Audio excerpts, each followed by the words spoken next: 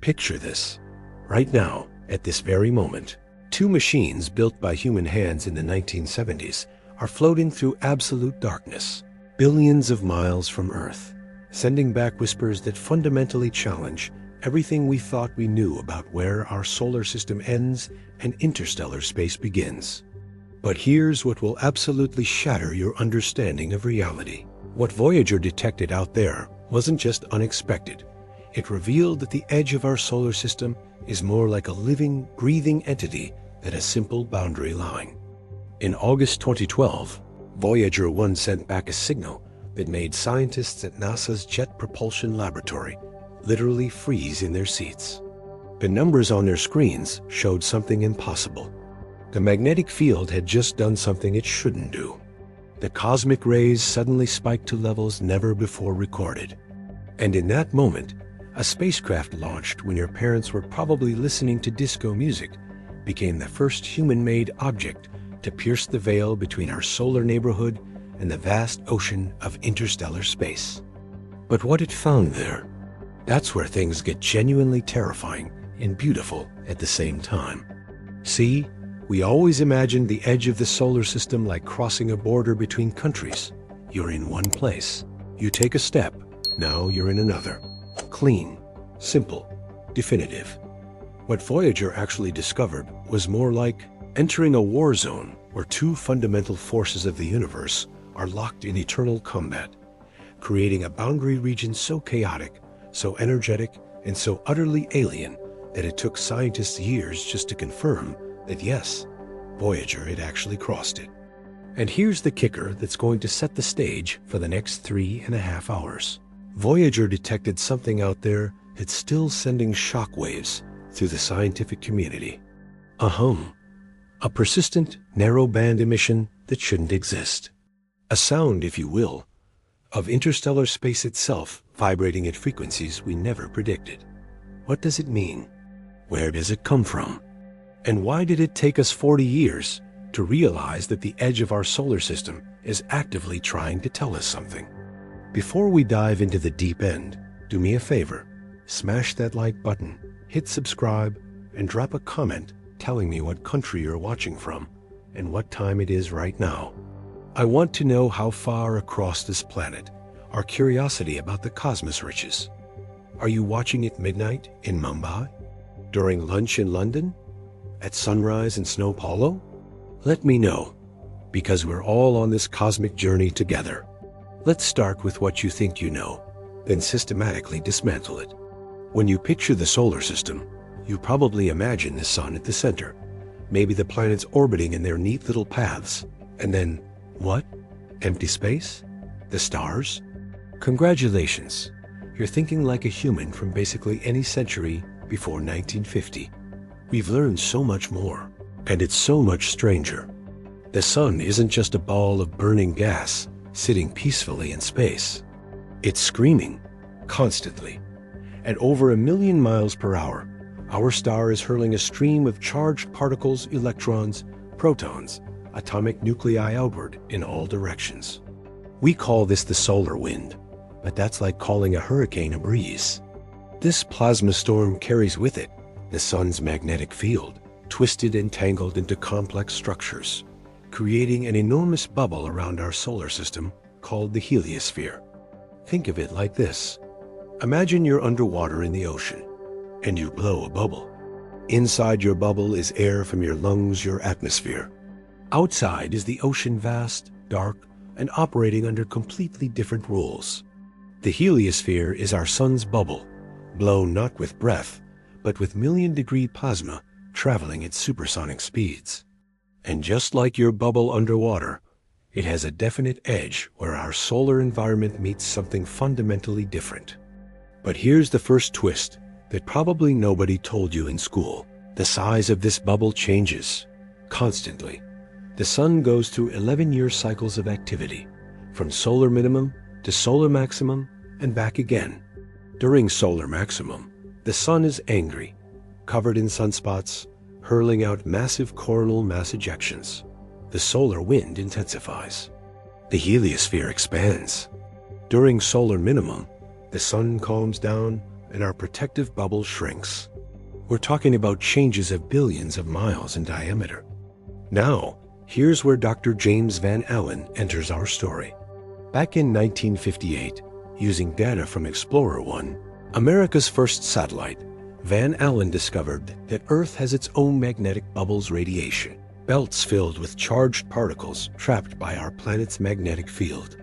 This was humanity's first hint that magnetic fields and plasma create boundaries in space. Van Allen's discovery taught us that space isn't empty, it's structured, layered, territorial. Fast forward to 1977. NASA launches two spacecraft, Voyager 1 and Voyager 2. Their primary mission? Visit Jupiter and Saturn, maybe Uranus and Neptune if everything goes perfectly. Nobody seriously planned for what would happen after that, because the spacecraft were only designed to last 5 years. The fact that they're still talking to us 47 years later is like buying a 1977 Toyota and having it still run perfectly without ever changing the oil. But here's what's absolutely mind-blowing. When these spacecraft were launched, we didn't even know for certain where the edge of the solar system was. We had theories. We had guesses. We had mathematical models. But actual data? We'd never been there. It would be like trying to describe what the bottom of the ocean looks like before we'd ever sent anything down there. The brilliant engineers at NASA, people like Chief Designer John Cassani, built these spacecraft to potentially survive the journey. They included instruments to measure magnetic fields, cosmic rays, plasma waves, and charged particles, not because they knew exactly what they'd find, but because they knew those were the signatures of whatever boundary might exist out there. And they built them tough. The Voyager spacecraft are wrapped in a blanket of golden aluminum foil for thermal protection. They're powered by plutonium-238, dioxide radioisotope thermoelectric generators that convert the heat from radioactive decay into electricity. No solar panels this far from the sun. There simply isn't enough sunlight.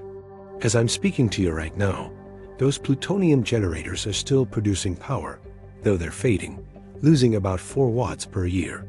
By 2025, NASA will have to start shutting down instruments one by one to conserve energy.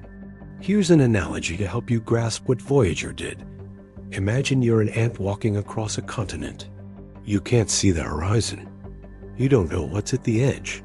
But you're carrying tiny instruments that can detect changes in wind, temperature, and the chemical composition of the ground. For years, you walk through familiar territory forests, plains, mountains. Then slowly, subtly, things start to change. The wind shifts. The temperature drops. The ground beneath you feels different. You don't know it yet, but you're approaching the ocean. And the edge, when you finally reach it, isn't a line. It's a beach, a transitional zone where land and sea battle for dominance with each wave. That's what Voyager found. Not an edge, a beach, a battlefield. The Voyager spacecraft spent years in the familiar neighborhood of our solar system. They flew past Jupiter in 1979, revealing volcanic activity on Io that shocked geologists. They visited Saturn in 1980 and 1981, discovering new moons and revealing the intricate structure of the rings. Voyager 2 continued to Uranus in 1986 and Neptune in 1989, becoming the only spacecraft to visit all 4 outer planets. But after Neptune, both Voyagers had a new mission, the Voyager Interstellar mission. They would head toward the edge of everything we knew, into the unknown, carrying instruments that might tell us when they'd left home. And here's what's going to set up everything we explore next. The journey to that edge took decades. Not because the spacecraft were slow. Voyager 1 is moving at 38,000 miles per hour relative to the sun, but because the heliosphere is incomprehensibly vast. It extends outward to about 11 billion miles from the sun, roughly 120 times the distance from Earth to the sun. For context, light from the sun takes about 8 minutes to reach Earth. It takes over 16 hours to reach the edge of the heliosphere. The first hint that something was changing came in 2004, when Voyager 1 crossed the termination shock, the point where the solar wind suddenly slows down from supersonic to subsonic speeds, because it's ramming into the pressure of interstellar space pushing back. Think of it like a river hitting a lake. The flowing water suddenly slows and spreads out. Then came years of confusion. The magnetic field was doing weird things. Cosmic ray levels were fluctuating. Was Voyager in interstellar space? Out? Back in? The data was maddeningly ambiguous. Scientists argued. Papers were published. Models were revised. And then, August 25th, 2012, Voyager 1 detected something undeniable, something that would change everything. But before I tell you what that was, you need to understand what cosmic rays are and why they became the key to unlocking this mystery. And trust me, cosmic rays are way cooler and way weirder than you probably think. What if I told you that right now, as you're watching this, particles that were born in the death throes of stars hundreds or thousands of light years away are passing through your body? Dozens of them every second, moving at nearly the speed of light, each one carrying energies that dwarf anything we can produce in our most powerful particle accelerators. These are cosmic rays, and they're about to become the hero of our story. Here's what's genuinely mind-blowing. Despite the name, cosmic rays aren't rays at all. They're particles, mostly protons, but also heavier atomic nuclei like helium, carbon, even iron. They were named rays back in 1912 by physicist Victor Hess, who discovered them during a balloon flight before anyone knew what they actually were. The name stuck, even though it's completely wrong. These particles are fast. We're talking 99.999%, the speed of light for the most energetic ones. At those speeds, relativistic effects kick in. Time slows down for the particle. Space contracts. A cosmic ray proton traveling from a distant galaxy might experience the entire journey as lasting mere seconds, even though millions of years pass in our reference frame. Now here's where the solar system boundary comes in. The sun's magnetic field, carried outward by the solar wind, acts like a shield against cosmic rays. Inside the heliosphere, cosmic rays from interstellar space are partially deflected, scattered, pushed back. It's not a perfect shield, plenty still get through, which is why you're being bombarded right now, but it reduces their intensity significantly. Outside the heliosphere, in interstellar space, there's no solar protection. The full fury of the galaxy's cosmic ray population flows freely. The density of these particles is about twice as high in interstellar space compared to inside our solar bubble. Dr. Edward Stone, the Voyager project scientist who has been with the mission since before launch in 1977, understood that this difference would be the key. If Voyager could detect a sudden sustained increase in cosmic ray intensity, especially the lower energy galactic cosmic rays that the sun's field blocks most effectively, that would be the smoking gun. That would prove the spacecraft had crossed into interstellar space. But here's the problem. Space doesn't play fair. The boundary isn't static. It fluctuates. Solar storms can push the boundary outward. Changes in interstellar pressure can push it inward. And the magnetic field structure at the boundary is so complex, so tangled, that particles can leak across in both directions, creating false signals. For years, Voyager 1's cosmic ray detector, built by Rahus Vogt and his team at Caltech, showed increasing levels. Up, up, up, then suddenly they drop, then rise again. In May 2012, the levels spiked dramatically, then fell back. Scientists thought this might be it. Voyager had crossed. But then the numbers dropped again. False alarm. July 2012. Another spike. Cosmic ray levels jumped by 5%. Then they fell slightly, but stayed elevated. Something was happening. The spacecraft was clearly in some kind of boundary region. But had it crossed all the way? August 25, 2012.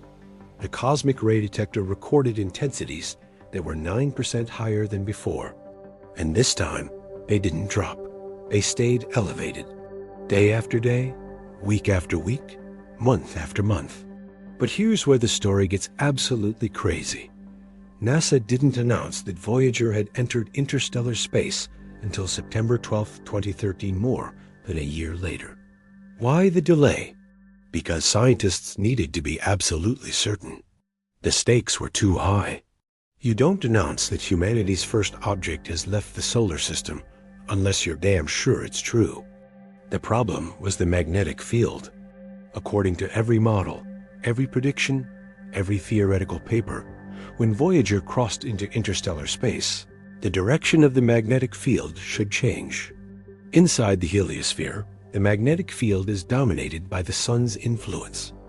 It should point roughly along the direction of the solar wind flow. Outside, in interstellar space, the magnetic field should point in a completely different direction, aligned with the galactic magnetic field. But Voyager's magnetometer, designed by Norman Ness, showed no such change. The field direction remained stubbornly the same. This made no sense. If cosmic rays said, "You're in interstellar space," but the magnetic field said, "You're still in the heliosphere," which one was right? For a year, scientists wrestled with this paradox. Papers were written. Conferences were held. Arguments erupted. Some scientists proposed that maybe the interstellar magnetic field just happened to be pointing in a similar direction as the heliospheric field, a weird coincidence, but possible. Others suggested that Voyager was in some bizarre transition region where cosmic rays could penetrate, but the magnetic topology hadn't fully changed yet. Then, in March 2013, Dr. Donald Gurnett from the University of Iowa had a brilliant idea. He went back and analyzed data from Voyager's plasma wave instrument, a device that detects oscillations in the electrically charged gas surrounding the spacecraft. In April 2013, the sun had burped out a massive coronal mass ejection. This wave of solar material propagated outward, and when it reached Voyager's location in October and November 2013, it caused the surrounding plasma to vibrate. Those vibrations revealed the plasma density, and the density Gurnett calculated was 40 times higher than what Voyager had measured inside the heliosphere. This was absolutely consistent with interstellar space. More than that, going back through the data, Gurnett found a similar plasma oscillation in October 2012, just 2 months after the cosmic ray increase. Same high density, same interstellar signature. The picture suddenly became clear. Voyager 1 had crossed into interstellar space on or around August 25, 2012. The cosmic rays were right all along. The magnetic field mystery? It turns out that right at the boundary, the solar and interstellar magnetic fields are pressed together so tightly that they align. Voyager had crossed a boundary where, against all predictions, the magnetic field direction happened to stay constant even as everything else changed. Nature had pulled off a coincidence that fooled scientists for a year. Think of it like walking from a room painted blue into a room painted blue. You've definitely changed rooms. The temperature is different. The furniture is different. The sounds are different, but the wall color stayed the same. So you weren't sure if you'd actually moved. On September 12, 2013, NASA held a press conference. Ed Stone, then 77 years old and still sharp as ever, made the announcement. Voyager has boldly gone where no probe has gone before, marking one of the most significant technological achievements in the annals of the history of science. Humanity had left the solar system. But here's the twist that's going to blow your mind as we go deeper. What Voyager found in interstellar space was way weirder than anyone expected. The edge wasn't just a passive boundary. It was alive with physics we'd never seen before. Let me paint you a picture of what's actually happening at the edge of our solar system. And I promise you, it's more intense than any science fiction movie. Imagine standing at the beach. Waves crash against the shore. Water rushes forward, then retreats. Foam churns. Sand shifts. The boundary between land and sea isn't a line. It's a zone of chaos where two domains fight for territory. The heliopause, The actual boundary between solar and interstellar space is exactly like this, except instead of water and sand, you have supersonic plasma and magnetic fields, and instead of operating at human scales, it's playing out across billions of miles. The region Voyager crossed isn't simple. It's layered, structured, dynamic. Let me break down these layers for you, because each one tells us something profound about how our solar system interacts with the galaxy. First, working outward from the sun, you have the termination shock. This is where the solar wind, which has been racing outward at 300 to 800 kilometers per second supersonic speeds, suddenly slams into the back pressure of interstellar space and slows to subsonic speeds. It's a shock wave, similar to the sonic boom that forms around a supersonic jet. Voyager 1 crossed this in December 2004 at about 94 astronomical units from the Sun, 94 times the Earth-Sun distance. Voyager 2 crossed it in August 2007, but at a different distance, 84 AU, because the heliosphere isn't perfectly spherical. It's squashed and stretched by the motion of our solar system through the galaxy and by the pressure of the interstellar medium. Between the termination shock and the heliopause lies the heliosheath, a turbulent zone where the solar wind is slowed down, compressed, and starting to heat up from the friction of being squeezed. Both Voyagers spent years traversing this region, and the data they sent back revealed something unexpected. It's incredibly chaotic. Magnetic field lines are tangled into complex structures. The flow of plasma isn't smooth, it's choppy, with eddies and vortices. Solar eruptions send shockwaves propagating through this region, causing the plasma to slosh and swirl. Dr. Stamatios Krimigas, working with data from Voyager's low-energy charged particle instrument, discovered that in the heliosheath, particles were being heated to millions of degrees and accelerated to very high speeds. Something about the boundary region was acting like a particle accelerator, pumping energy into the plasma. This was completely unexpected. The prevailing models before Voyager had assumed the heliosheath would be relatively calm, a place where the solar wind just gradually slowed down and cooled off. Instead, Voyager found a cauldron. Then comes the heliopause itself, the actual boundary where the solar wind and interstellar medium meet and balance. This is what Voyager 1 crossed in August 2012. But here's what's absolutely crucial too. Understand, the heliopause isn't a fixed surface. It's a dynamic, moving boundary that flexes and shifts. Think of it like this. Imagine two people pushing against opposite sides of a curtain. When one person pushes harder, the curtain bulges toward the other person. When the other person pushes back, it bulges the other way. The heliopause works the same way. When the sun is active and the solar wind is strong, the heliopause pushes outward. When the sun is quiet and the solar wind weakens, interstellar pressure pushes it inward. And it moves. We're talking changes of millions of miles over timescales of months to years. This means Voyager 1, even after crossing, might technically cross back and forth as the boundary moves past it. In fact, some scientists debated whether Voyager briefly dipped back into the heliosphere during periods of intense solar activity after 2012. The consensus now is that no, Voyager stayed in interstellar space, but the boundary did flex and dance around behind it. Now here's where things get truly bizarre. Beyond the heliopause, there's another structure we haven't directly measured yet, called the bow shock. This is where the interstellar medium itself forms a shock wave as it flows around the heliosphere.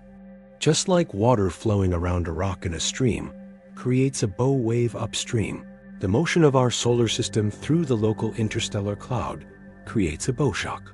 We think, maybe. For decades, scientists assumed the bow shock existed. Models predicted it should form about 230 astronomical units from the Sun. But in 2012, data from the Interstellar Boundary Explorer, IBEX, a spacecraft orbiting Earth, suggested something shocking. There might not be a bow shock at all.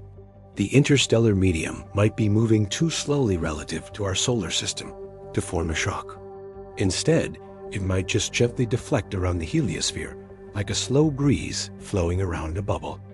This was controversial. Scientists argued. More data was analyzed. The current thinking is that there's probably a bow wave, not a shock, but a gentle compression, but we won't know for sure until the spacecraft reaches that region. Voyager 1 won't get there for thousands of years at its current speed, and its power will run out decades from now. But let's get back to what Voyager actually detected at the heliopause, because this is where your mind should genuinely explode. When Voyager 1 crossed, its instruments recorded a dramatic transition. Within a matter of days, possibly even hours, though the data resolution isn't fine enough to tell exactly everything changed. The density of solar origin particles dropped by a factor of 1,000. Simultaneously, the density of galactic cosmic rays doubled.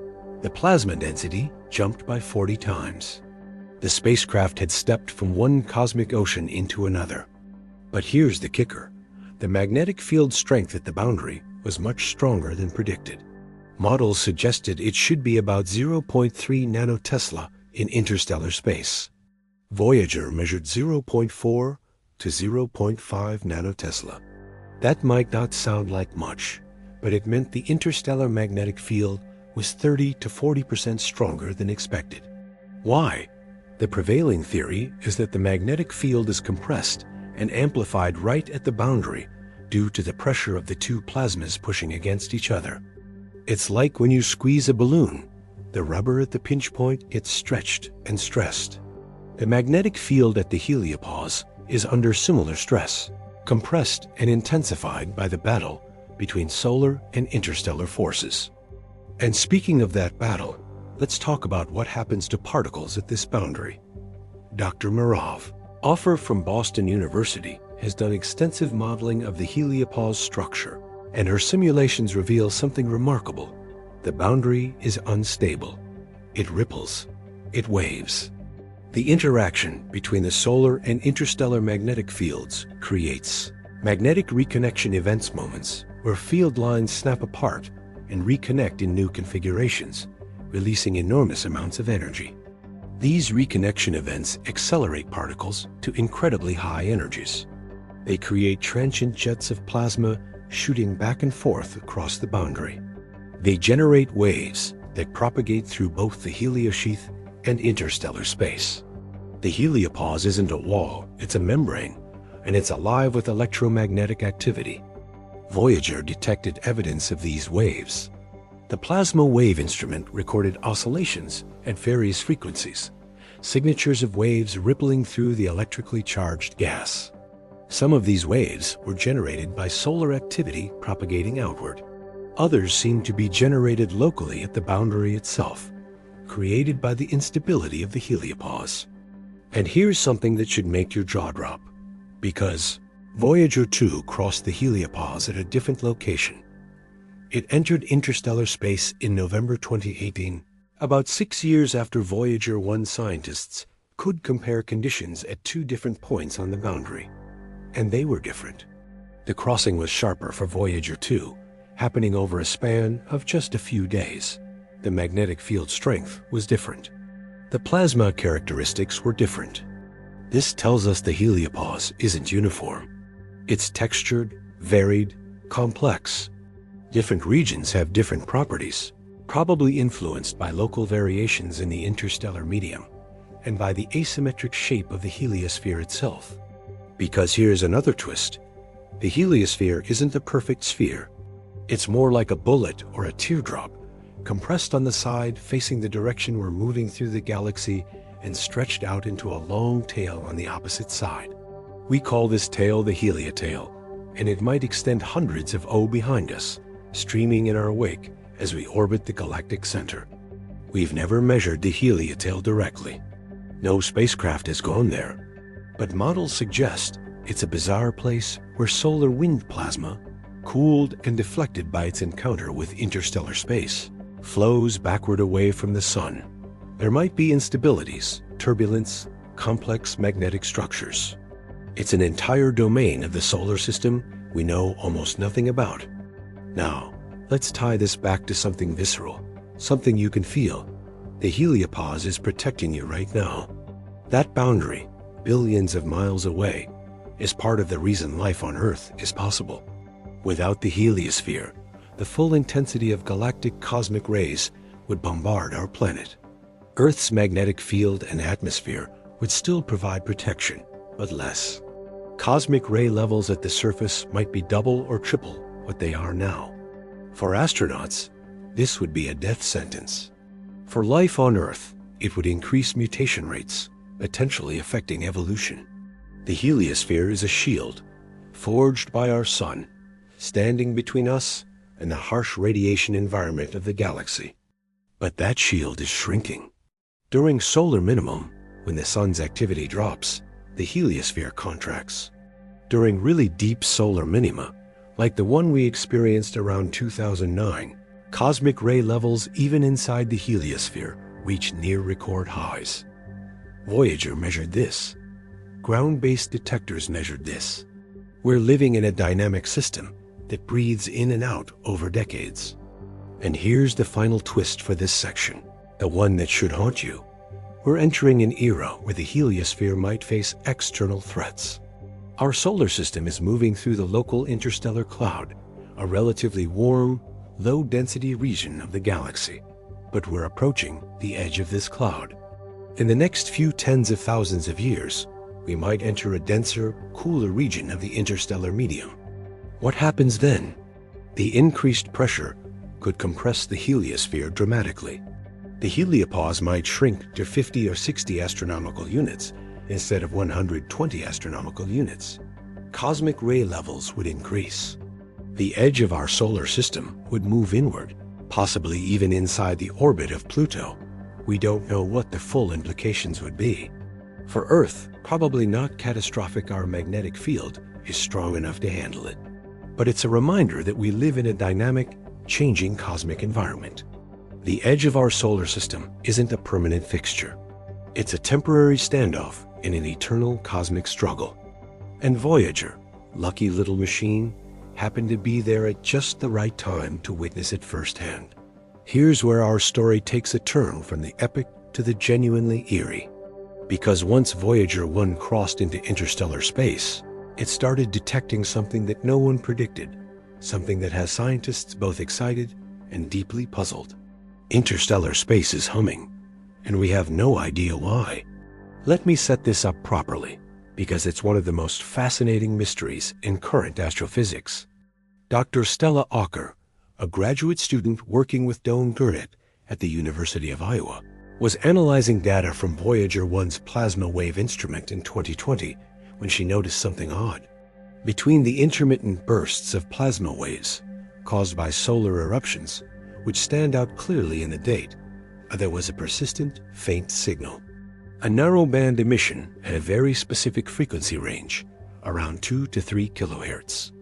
At first, she thought it might be instrumental noise or some artifact of the data processing. But when she filtered and enhanced the signal, it was undeniable, real, continuous. It had been there since at least 2017, possibly earlier, but so faint that it had been missed or dismissed as background. What was generating this signal? Here's where you need to understand what plasma waves are.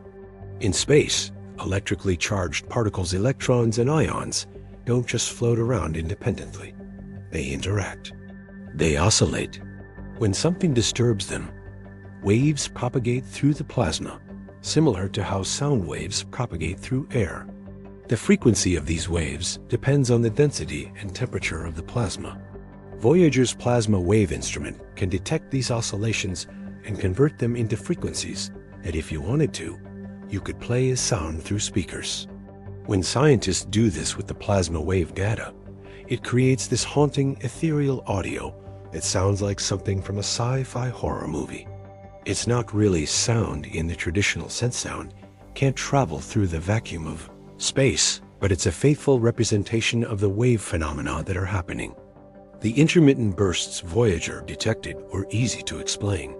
When the sun hurls out a coronal mass ejection, or a particularly strong gust of solar wind, it creates a shock wave that propagates outward through the heliosphere and eventually into interstellar space.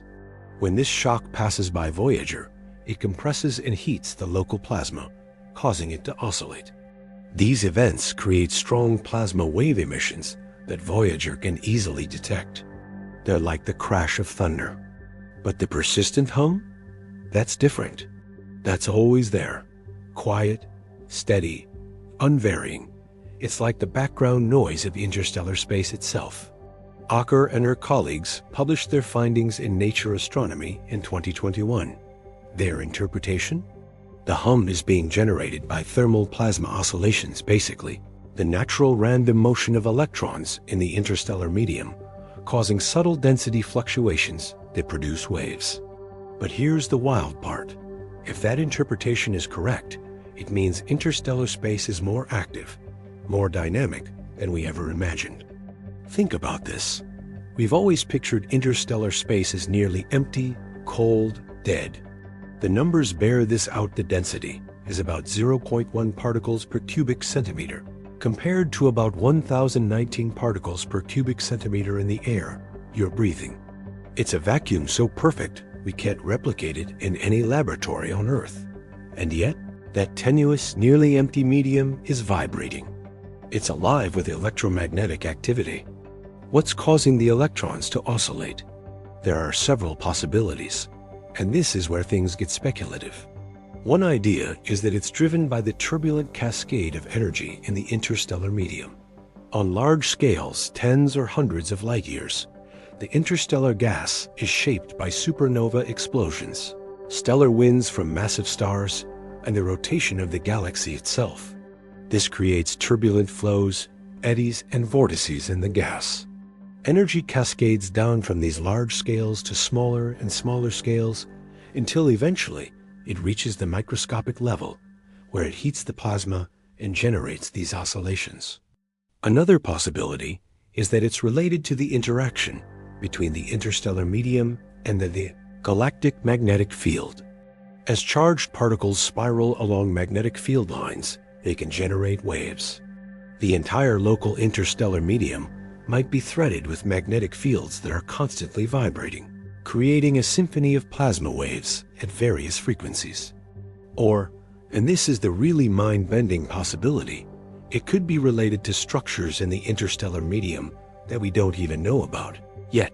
Filaments, sheets, bubbles, regions of compression and rarefaction created by ancient stellar explosions or by the dynamics of the galaxy itself. Voyager is giving us a one-dimensional slice through this environment. We're seeing conditions along a single line in space. But the interstellar medium in 3 dimensions might be far more complex than we've ever realized. Now here's the part that should make you appreciate just how groundbreaking this discovery is. Before Voyager, we had no direct measurements of the plasma density in the local interstellar medium. 0. We had indirect estimates from observations of how starlight gets absorbed and scattered by interstellar gas. We had models, but no spacecraft had ever been there to actually measure it. The plasma wave technique that Acker used allows scientists to calculate the electron density from the frequency of the oscillations. The density she derived, about 0.1 electrons per cubic centimeter, matched the predictions pretty well. But knowing it for certain, having actual in situ measurements, is revolutionary. And here's the kicker. The density isn't constant.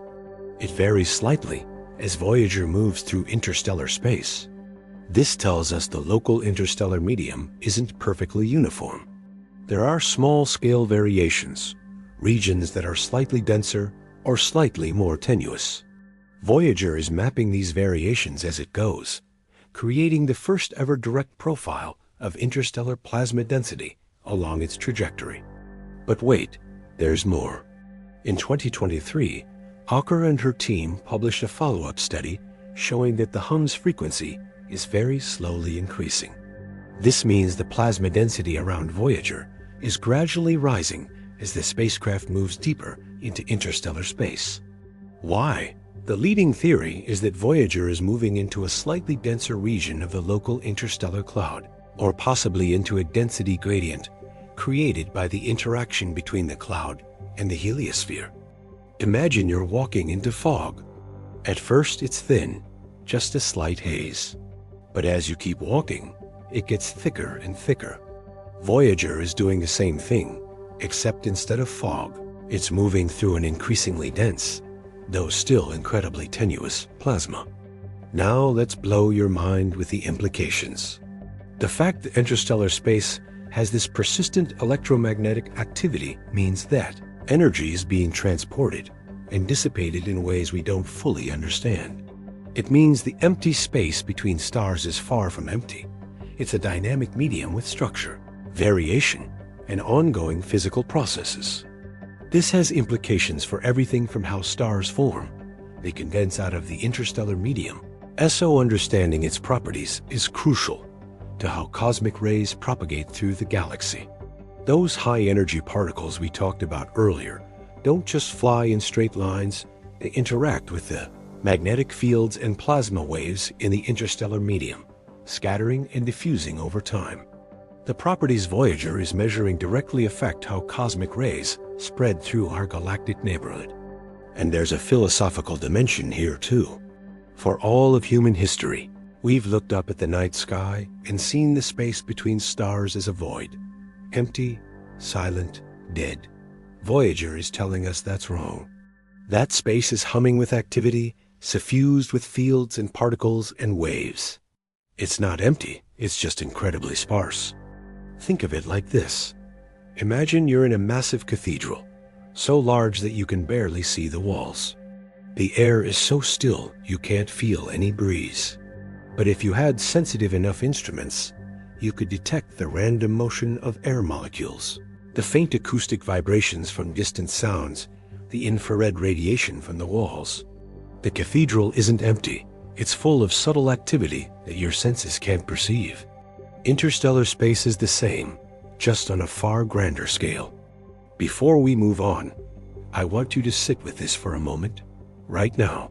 At this instant, Voyager 1 is about 159 astronomical units from the Sun 15 billion miles away.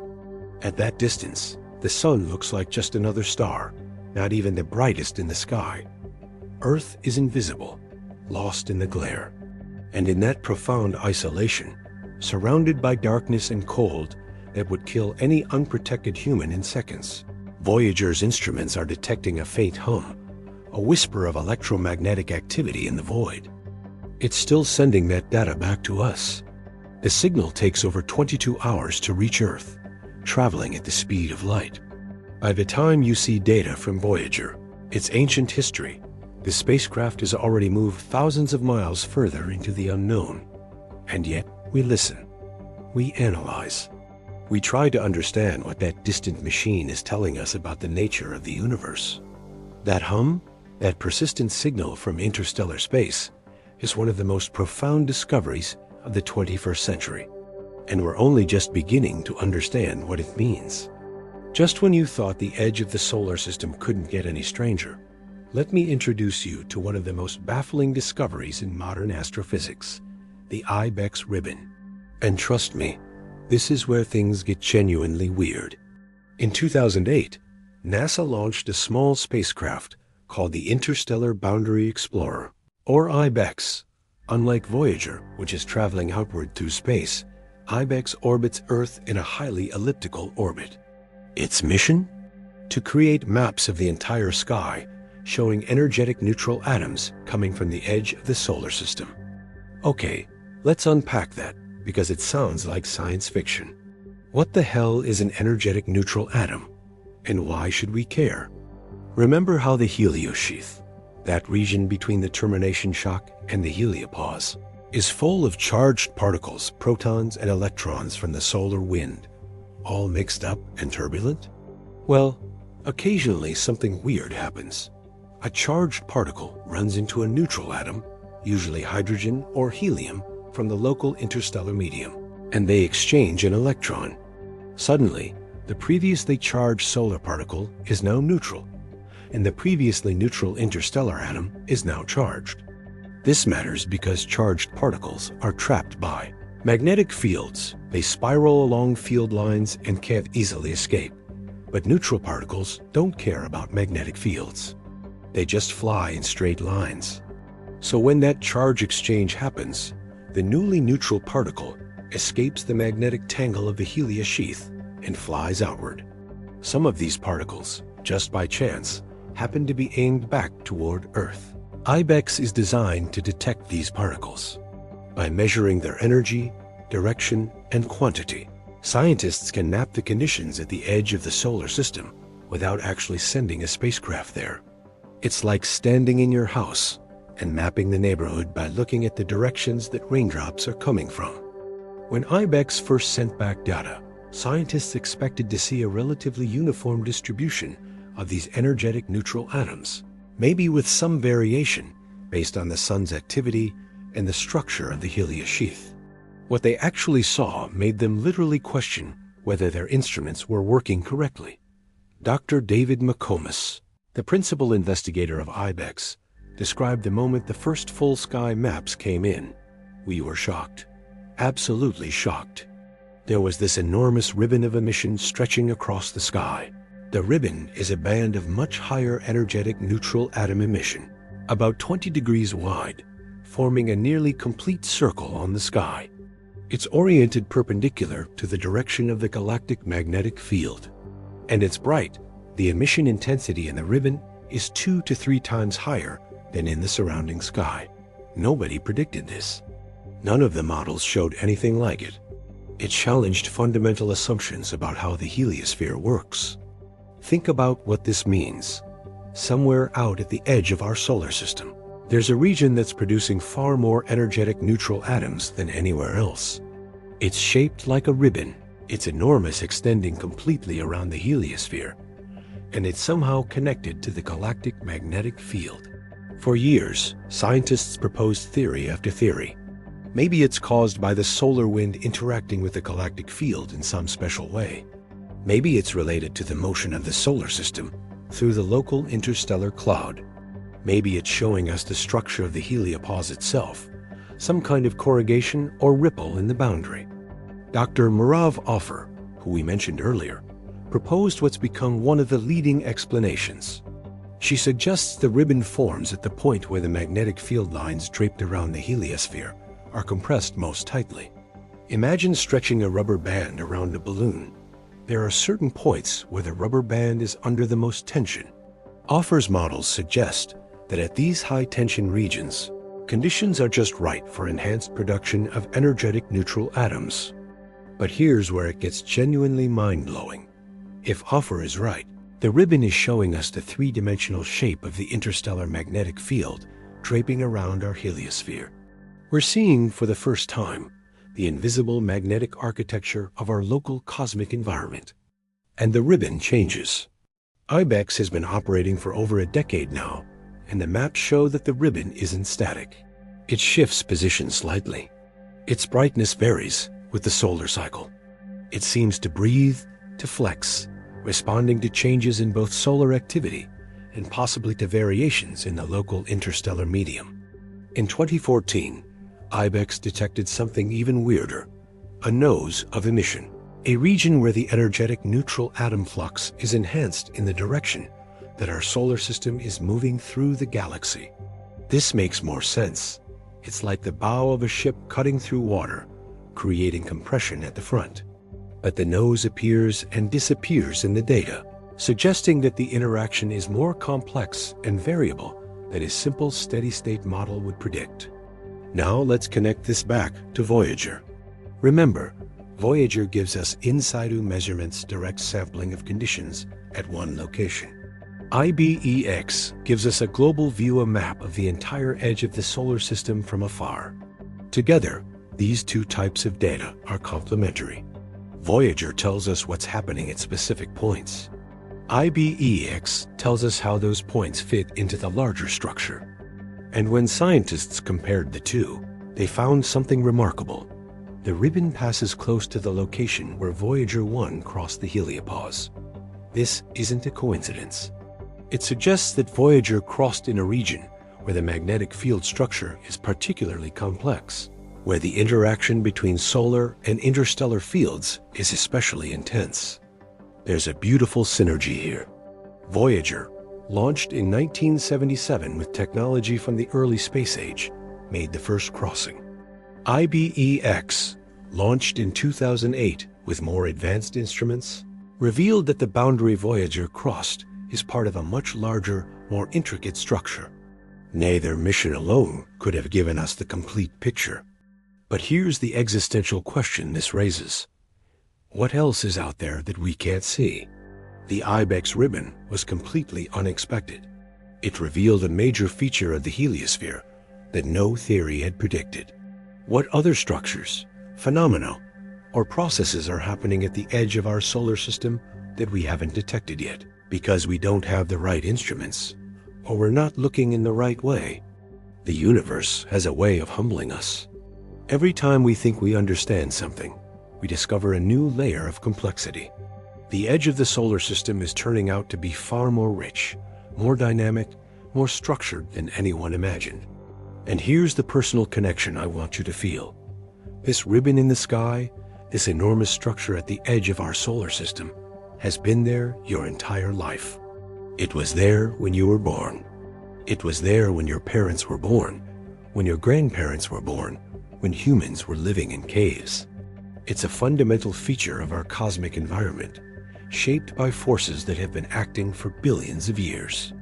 And we only discovered it in 2009. Think about what that means. We live inside this enormous bubble, shaped by our sun, embedded in a galaxy filled with magnetic fields and plasma and cosmic rays. And we're just now, in the 21st century, starting to map it, starting to understand it. We're like map makers in the age of exploration, charting territories that have existed forever, but were unknown to us. The ribbon is humbling. It reminds us how much we still have to learn. And it's beautiful, this grand cosmic structure, invisible to our eyes, but revealed by the clever instruments we've built, showing us the hidden architecture of our cosmic home. Now, before we move on, let me plant a seed that we'll explore more later. The ribbon's connection to the galactic magnetic field means that the edge of our solar system isn't isolated. It's connected to the larger galaxy. The forces shaping the heliosphere come not just from the sun, but from the galaxy itself. We're part of a bigger system, a nested hierarchy of cosmic structures. Keep that in mind. It's going to become crucial as we dig deeper. If you think the story of the solar system's edge is just about magnetic fields and plasma, you're missing the most dynamic part of the action, the particles. Because at the termination shock and the heliopause, nature is running what amounts to the most powerful particle accelerator in the solar system, creating a zoo of exotic, high-energy particles that reveal deep truths about fundamental physics. Let me start with something that should make your jaw drop. Inside the heliosheath, Voyager detected particles with energies exceeding 100 million electron volts. For context, that's comparable to the energies achieved by major particle accelerators on Earth. Except instead of a $1 billion machine with superconducting magnets and kilometers of tunnels, nature is doing this in the turbulent plasma at the edge of the solar system. How? Dr. Rochus Vogt, who designed Voyager's cosmic ray subsystem, spent the last decades of his career trying to answer this question. The process is called diffusive shock acceleration, and it's one of the most important mechanisms in all of astrophysics. Here's how it works. Imagine you're a particle approaching a shock wave. In front of the shock, plasma is moving fast. Behind the shock, it's moving slow because it's been compressed and slowed down. The shock itself is turbulent, magnetic field lines are tangled. Plasma is swirling. If you're a charged particle, you can cross the shock front, interact with magnetic irregularities on the other side, and bounce back across. Each time you cross, you gain energy because you're effectively bouncing off a moving magnetic mirror. Do this enough times, crossing back and forth, and you can accumulate enormous amounts of energy. Most particles eventually escape the shock region and fly off into space. But a small fraction keep bouncing back, keep gaining energy, until they reach incredibly high speeds. This mechanism was proposed theoretically in the 1970s and 1980s, but Voyager provided the first direct in situ confirmation. The spacecraft detected populations of these accelerated particles, and their energy distribution matched the theoretical predictions beautifully. But here's where things get weird. The particles aren't all the same. There are distinct populations with different characteristics, and understanding them requires untangling a complex web of sources. First, there are anomalous cosmic rays. These are particles that start as neutral atoms from the local interstellar medium, mostly helium, but also oxygen, nitrogen, and neon. These atoms drift into the heliosphere, get ionized by solar ultraviolet light. An electron gets stripped off, making them charged, and then get carried outward by the solar wind to the termination shock, where they're accelerated to high energies. Voyager detected a dramatic increase in anomalous cosmic rays when it approached and crossed the termination shock. This was expected. But here's the twist. The intensities varied in unexpected ways depending on the direction the particles were coming from. This revealed that the shock isn't uniform. It has different acceleration efficiency in different regions, probably depending on the angle between the shock front and the magnetic field. Then there are galactic cosmic rays, the particles from outside the solar system that we talked about earlier. As Voyager moved through the heliosheath sheath and crossed the heliopause, the intensity of these particles steadily increased. But the increase wasn't smooth. There were sudden jumps, plateaus, and even temporary decreases associated with solar activity. Here's why. When the sun burps out a coronal mass ejection, the resulting shock wave propagates outward through the heliosphere. When it passes by Voyager, it temporarily sweeps away galactic cosmic rays, creating a temporary decrease called a Forbush decrease. After the shock passes, cosmic rays gradually diffuse back in. Voyager detected dozens of these events, each one providing information about how cosmic rays propagate and how solar disturbances affect the edge of the solar system. But the most exotic particles in this zoo are the energetic ions accelerated locally at the heliopause itself. Dr. Stamatios Krimigas, analyzing data from the LECP instrument on Voyager, found evidence for particles accelerated to MeV, million electron volt, energies right at the boundary. These particles have a very specific signature. Their intensities spike sharply at the heliopause and drop off quickly as you move away in either direction. What's accelerating them? The current thinking is magnetic reconnection, those events where magnetic field lines snap apart and reconnect in new configurations. When this happens, the energy stored in the twisted, stressed magnetic field gets suddenly released, and nearby particles get a huge energy kick. It's like snapping a rubber band. The sudden release of tension sends particles flying. This is huge because magnetic reconnection is thought to be a universal process. It happens in solar flares. It happens in Earth's magnetosphere during auroral substorms. It happens around black holes and neutron stars. And Voyager is detecting it happening at the heliopause, providing a natural laboratory to study this fundamental plasma physics process. Now let me connect this to something visceral. Every second, high-energy particles accelerated at the edge of our solar system are streaming back inward. Some of them reach Earth. When they hit our atmosphere, they create cascades of secondary particles, showers of subatomic debris that rain down on the surface. Some of these particles pass through your body. Right now, as you watch this, you're being touched by particles that were born in the violence at the solar system's edge. There's a beautiful circularity here. The sun creates the heliosphere. The heliosphere creates shocks and boundaries. Those boundaries accelerate particles. Some of those particles make it back to Earth, where we detect them, study them, and learn about the processes that created them. We're connected to the edge of the solar system not just metaphorically, but physically, through the flow of particles and energy. Now here's the mind-bending part. the particles Voyager detected can tell us about processes happening not just at the solar system's edge, but throughout the galaxy. Because diffusive shock acceleration, magnetic reconnection, and plasma turbulence aren't unique to our heliosphere. They happen around other stars. They happen in supernova remnants. They happen in the jets from active galaxies. By studying these processes in our own cosmic backyard, where we can send spacecraft and make detailed measurements, we're learning about fundamental physics that applies everywhere. The heliosphere is a laboratory, and Voyager is our probe inside that lab. Dr. Edward Stone, reflecting on this in a 2013 interview, sighed, "We're able to study processes that occur throughout the universe in a place where we can actually go and make measurements. That's incredibly valuable. We can test our theories, refine our models, and then apply that knowledge to understand phenomena billions of light years away." And there's one more twist I need to tell you about before we move on. The particles provide a clock. By measuring how the particle populations change over time, scientists can track the motion of the termination shock and the heliopause. During solar maximum, the shock moves outward. During solar minimum, it contracts. By watching how particle intensities vary, we can infer these movements even without being there. It's like using shadows to track the movement of the sun. You're not looking at the sun directly, but you can infer its position from the changing shadows.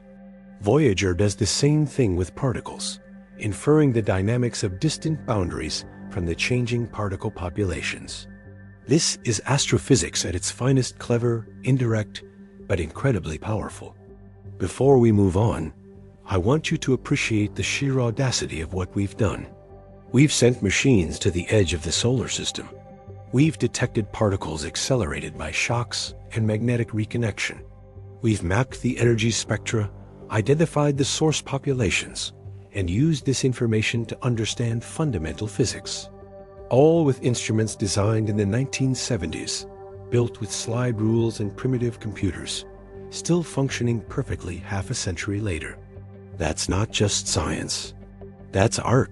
Okay, we've spent over an hour diving into magnetic fields, plasma waves, particle acceleration, and bizarre structures at the edge of the solar system. Now, I want to bring this home. I want to make this personal. Because everything we've talked about, every discovery Voyager made, every boundary it crossed, every particle it detected, has a direct connection to you, sitting there right now, watching this. Let's start with the most immediate connection. You're alive because of the heliosphere. I don't mean that metaphorically. I mean it literally. Without the heliosphere, without that protective bubble carved out by our sun's wind, Earth would be subjected to galactic cosmic ray intensities roughly double what we experience now. That might not sound like much, but it's enough to matter. Cosmic rays damage DNA. When a high-energy particle slams into a cell, it can break molecular bonds, create free radicals, and cause mutations. Life on Earth evolved under the protection of not just our atmosphere and magnetic field, but also the heliosphere. The mutation rates in our DNA, the evolutionary pressures that shaped all life on this planet, were influenced by the cosmic ray environment, which in turn is shaped by the heliosphere. Some scientists have even speculated that major changes in the cosmic ray flux reaching Earth, perhaps caused by the solar system passing through denser regions of the interstellar medium, might have coincided with mass extinctions or evolutionary radiations. The evidence is tentative, and the connections are complex, but the point stands. The edge of our solar system matters for life. Now think about the future. Humans are going to Mars, maybe to the outer planets eventually, maybe centuries from now to other star systems. When we venture beyond Earth's protective magnetic field, we're exposing ourselves to higher radiation levels. Understanding the heliosphere, understanding how cosmic rays propagate and how solar activity modulates them, is critical for designing spacecraft and habitats that can keep astronauts safe. Voyager's measurements of cosmic ray intensities in the heliosheath and interstellar space are directly applicable to this challenge. We now know what the radiation environment is like in different regions. We can plan accordingly. Every data point Voyager sends back is potentially saving lives in the future. But let's go deeper. Let's talk about what the heliosphere reveals about your place in the cosmos. You exist inside a bubble by a star. That bubble is traveling through the galaxy at 50,000 miles per hour, embedded in a local cloud of gas called the local interstellar cloud, which itself is embedded in a larger structure called the local bubble, which is embedded in the Orion arm of the Milky Way galaxy. You're nested inside layer after layer of cosmic structures, each one shaped by forces on different scales. The Sun orbits the galactic center once every 230 million years, a galactic year. In the history of complex life on Earth, the solar system has completed only about 2 full orbits. Dinosaurs roamed when we're on the opposite side of the galaxy. When trilobites were swimming in ancient seas, the Sun was approaching where it is now from a completely different direction, passing through different regions of the interstellar medium. The heliosphere has changed over time in response to these journeys. When the solar system passes through denser regions, the heliopause contracts. When we pass through more tenuous regions, it expands. Voyager's measurements are giving us a snapshot of the heliosphere right now, at this moment in galactic history, in this particular region of space. In another few million years, we'll be somewhere else, and the heliosphere will be different. The edge of the solar system isn't a permanent feature. It's a transient structure, shaped by local conditions that are always changing. Now let me blow your mind with a personal observation. You are made of atoms that were forged in stars.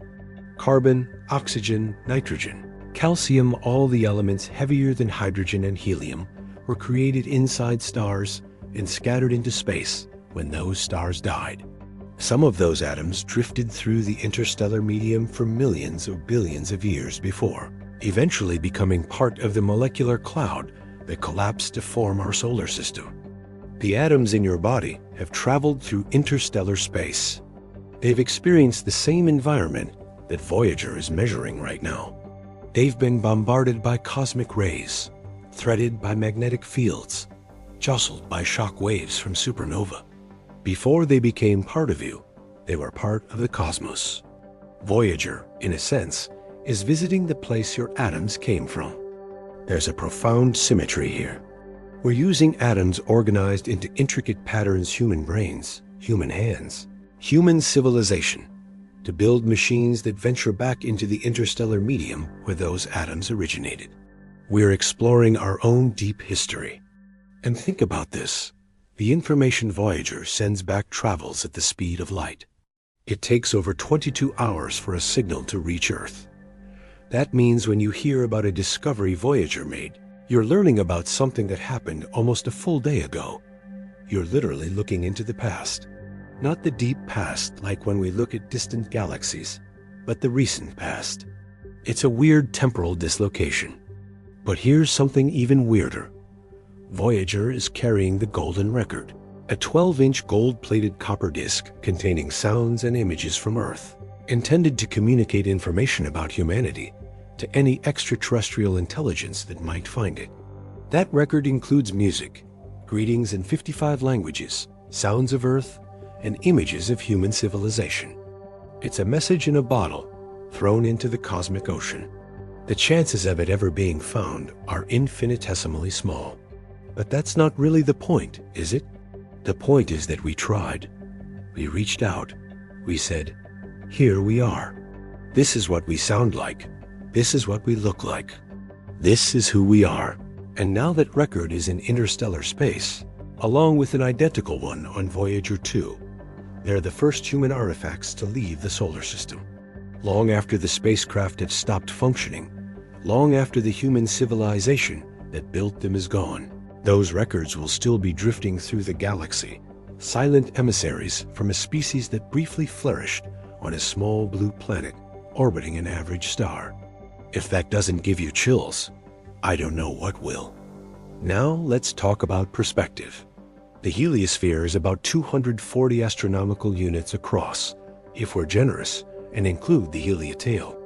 An astronomical unit is the distance from Earth to the Sun, about 93 million miles. So the heliosphere spans about 22 billion miles.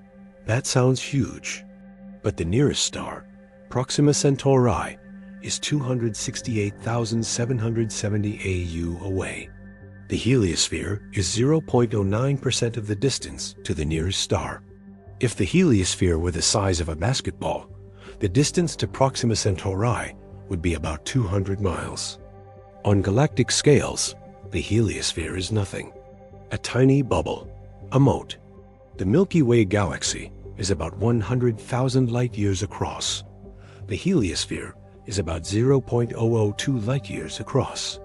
Our protective bubble, the structure we've spent hours discussing, represents 0.00002% of the galactic diameter. We live in an unimaginably vast universe, and our entire solar system's sphere of influence is a rounding error. And yet, it matters. To us, it matters. It's our home. It's the structure that protects us, that makes our existence possible. It's the boundary between the familiar and the unknown. Voyager crossing the heliopause is like a child stepping outside their house for the first time and realizing there's a whole world out there. We've been living inside our solar system, bubble our entire existence as a species. Only now, in the last few decades, have we reached the edge and looked beyond. What we've seen is humbling. The universe is more complex, more dynamic, more structured than we imagined. The empty space between stars isn't empty.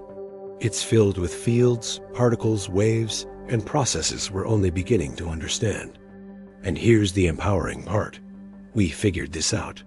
We, a species that only invented writing 5,000 years ago, that only developed calculus 350 years ago, that only launched our first satellite 67 years ago, have managed to send machines to the edge of the solar system and learn the secrets of the boundary.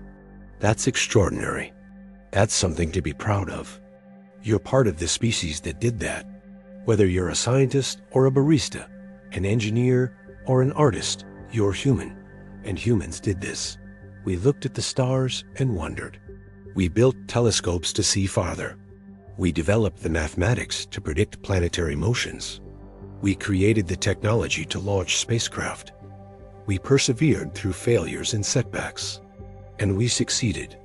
Voyager's journey is humanity's journey. It represents our curiosity, our ingenuity, our stubborn refusal to accept that anything is unknowable. And it's ongoing. Right now, at this moment, Voyager is still out there, still moving, still measuring, still sending data back. Every day it travels another 1,000,000 miles deeper into interstellar space. Every day it reveals something new about the universe we inhabit. You're living through one of the most remarkable exploratory missions in human history. Not in the past. Right now. Let that sink in. When you look up at the night sky, remember that somewhere out there, impossibly far away, impossibly small, a machine built by humans is piercing the darkness, whispering back secrets about the edge of our cosmic home. And you're connected to it, through the electromagnetic waves carrying its signal, through the atoms you share, through the fact that you're both products of the same star, born from the same cloud of gas and dust 4.6 billion years ago. Voyager is exploring on your behalf. It's the emissary of your curiosity, your wonder, your need to know what's out there. Don't ever forget that. Now that we've established your personal connection to this story, let's talk about the future. Because the edge of the solar system isn't static, and what's happening out there right now is going to change dramatically over the coming decades, centuries, and millennia. First, let's deal with the immediate future. Voyager is dying. That's hard to say, but it's true. The plutonium-238 in the radioisotope thermoelectric generators is decaying, and the power output drops by about 4 watts per year. Currently, Voyager 1 is producing about 220 watts less than a typical refrigerator light bulb. The spacecraft systems require about 315 watts to operate everything, so engineers have been systematically shutting down non-essential systems to conserve power. The heaters went first, then some of the science instruments. In 2019, NASA turned off the heaters for the cosmic ray subsystem, gambling that the instrument could survive the cold. It did, barely operating at temperatures it was never designed for. Current projections suggest that by 2025, NASA will have to shut down the last science instrument. By 2030, Voyager won't have enough power to communicate with Earth. The spacecraft will continue moving through space, still functional but silent, unable to tell us what it's experiencing. And then, over the centuries and millennia that follow, Voyager will drift. The electronics will fail from radiation damage and cosmic ray hits. The structure will slowly degrade. But the golden record, encased in its protective aluminum cover, will likely survive for billions of years. Dr. Frank Drake, who chaired the committee that designed the golden record, once calculated that it could survive for more than 5 billion years in the environment of interstellar space. That's longer than the remaining lifespan of the Sun. Think about that. Long after Earth has been consumed by the Sun's red giant phase, Voyager will still be out there, carrying its message about a world that no longer exists. But let's not get too melancholic, because while Voyager is ending, the exploration of the heliosphere is just beginning. NASA is already planning the next generation of missions. The interstellar probe concept, currently in the study phase, would be designed from the outset to reach and study the heliopause, the interstellar medium, and possibly even the hypothetical bow shock. It would use advanced propulsion, possibly a solar sail or nuclear electric propulsion, to reach 1,000 astronomical units in just 50 years, 10 times farther than Voyager has gone in nearly 5 decades. This probe would carry modern instruments far more sensitive and capable than Voyager's 1970s technology. It would map the three-dimensional structure of the heliosphere. It would measure the composition, temperature, and dynamics of the local interstellar medium with unprecedented precision. It would resolve questions that Voyager raised but couldn't answer. And here's what's genuinely exciting. By the time Interstellar probe launches, probably in the 2030s if it gets funded, our theoretical understanding will be far more advanced. We'll know what questions to ask. We'll design instruments specifically to answer those questions. We'll have the benefit of Voyager's legacy decades of data showing us what's out there and what mysteries remain. But the really mind-bending stuff happens when we think about the long-term future of the heliosphere itself. Remember how I mentioned that the solar system is moving through the galaxy, passing through different regions of the interstellar medium? Well, we're currently in the local interstellar cloud, a relatively warm, about 6,000 Kelvin, low density, 0.3 atoms per cubic centimeter region. But that's going to change. Research by Dr. Priscilla Frisch at the University of Chicago has mapped the structure of nearby interstellar clouds. Her work shows that in about 10,000 to 20,000 years, we'll exit the local interstellar cloud and enter a different region. Depending on the density and temperature of that region, the heliosphere could shrink dramatically. If we enter a dense, cool cloud, say, 10 atoms per cubic centimeter, the increased pressure could compress the heliopause inward to 50 or 60 astronomical units. That would put it inside the orbit of Pluto. The termination shock might move to 20 astronomical units, near Uranus's orbit. The cosmic ray flux at Earth could double or triple. Would this be catastrophic? Probably not for Earth. Our magnetic field is strong enough to handle it. But it would increase radiation exposure for any astronauts in space. It would enhance auroral activity. It might subtly affect Earth's climate through complex chains of causation involving cosmic rays, cloud formation, and atmospheric chemistry, though this is highly speculative and controversial. For the outer solar system, the effects would be more dramatic. The moons of Jupiter and Saturn would see increased radiation. Any hypothetical human settlements out there would need to deal with the changed environment. But here's the wild thing. This has happened before. Over the Sun's 4.6 billion-year lifetime, It's orbited the galaxy about 20 times, passing through countless different interstellar environments. Sometimes the heliosphere was larger than it is now, sometimes smaller. Earth's geological and biological history unfolded against this backdrop of changing cosmic ray flux. Some researchers have even speculated that the most dramatic changes times when the solar system passed through very dense clouds might correlate with mass extinction events in the fossil record. The evidence is far from conclusive, but it's a tantalizing possibility. The edge of the solar system might have shaped the history of life on Earth in ways we're only beginning to recognize. Now let's zoom out even further. What happens to the heliosphere as the sun evolves? Over the next billion years, the sun will gradually brighten as helium accumulates in its core, changing the fusion dynamics. The solar wind will intensify. The heliosphere will expand. In about 5 billion years, the sun will exhaust its hydrogen fuel and begin fusing helium, swelling into a red giant. The solar wind will become a gale, possibly reaching speeds of thousands of kilometers per second. During this phase, the heliosphere could expand to hundreds or even thousands of O. The termination shock might reach 500 astronomical units or more. The heliopause could extend to 2,000 astronomical units. Any surviving planets in the outer solar system would find themselves deep within the heliosheath, buffeted by the intense wind from the dying sun. And then, when the sun finally exhausts all its fuel and collapses into a white dwarf, the solar wind will cease. The heliosphere will disappear. For the first time in 4.6 billion years, the space around the sun will be fully exposed to the interstellar medium, with no protective bubble. The planets, if any survive, will be bathed in the full intensity of galactic cosmic rays.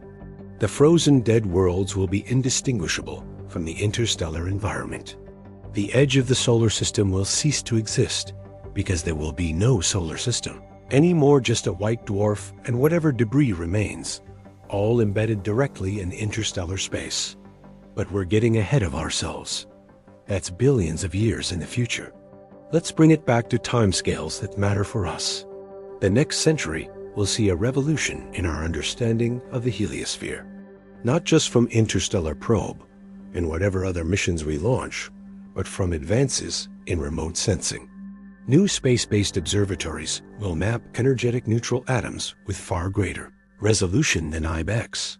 Ground-based telescopes will study how the heliosphere absorbs and scatters light from distant stars, revealing its structure. We'll develop sophisticated computer simulations, running on quantum computers if that technology matures, that can model the heliosphere in full three-dimensional detail with time evolution. We'll be able to predict how the boundary will respond to solar activity, to changes in the interstellar medium, to the motion of the solar system through the galaxy. And here's the kicker. Understanding our heliosphere will help us understand other stellar systems. Every star with a wind creates a bubble in the interstellar medium. We call them astrospheres. They're like heliospheres, but around other stars. By studying our heliosphere in detail, we're building the foundation for understanding stellar winds and astrospheres throughout the galaxy. And that matters for astrobiology, because the astrosphere of a star affects the radiation environment of its planets, which affects the potential for life. When we eventually detect life on an exoplanet, and I do think it's when, not if, one of the factors we'll need to understand is the star's astrosphere and how it modulates cosmic ray flux. The work Voyager started, the measurements it made, the discoveries it enabled, will be part of the knowledge base we use to assess the habitability of other worlds. That's legacy. That's impact. And it all comes back to two spacecraft, launched in 1977, still functioning against all odds, sending back data from the edge of the solar system. Before we move on, I want you to think about this. You're living at a unique moment in history. You're alive during the first human exploration of interstellar space. Your children or grandchildren will grow up in a world where we have detailed maps of the heliosphere, where we understand the boundary in ways we can barely imagine now. But you right now are experiencing the discovery phase. You're witnessing the first tentative steps into the unknown. That's special. Don't take it for granted. All right, we've covered a lot of ground. We've talked about what Voyager detected, what it means, how it fits into the bigger picture. But now I want to dive into the stuff that keeps scientists up at night, the anomalies, the mysteries, the data points that don't fit our models, and hint at physics we don't yet understand. Because for all we've learned from Voyager, there are still deep, unsettling questions that remain unanswered. Let's start with the Pioneer anomaly, because even though it's not directly related to Voyager's findings at the heliopause, it's part of the same story.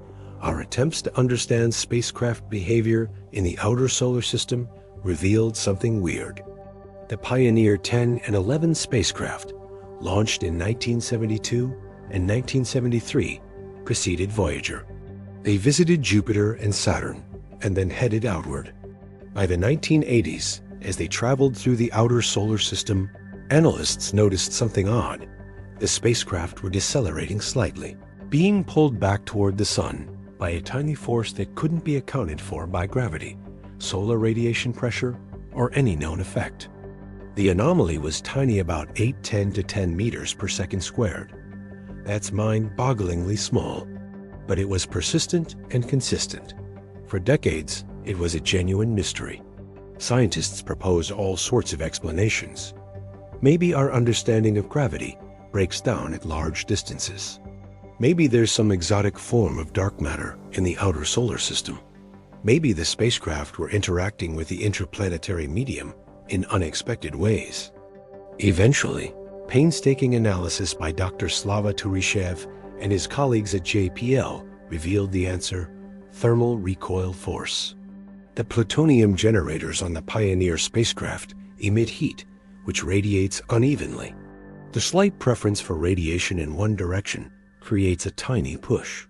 When this was carefully modeled, accounting for the exact geometry of the spacecraft and the thermal properties of all the components, it exactly matched the anomaly. Mystery solved. It wasn't new physics. It was just an incredibly subtle engineering effect that took decades to understand fully. But here's why I bring this up. It shows that even tiny discrepancies in spacecraft behavior can have mundane explanations. We need to be careful not to jump to exotic conclusions just because we don't immediately understand something. Which brings us to the Voyager anomalies, plural, because there are several.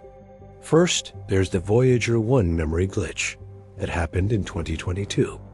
For several months, a spacecraft's attitude articulation and control system started sending back gibberish data.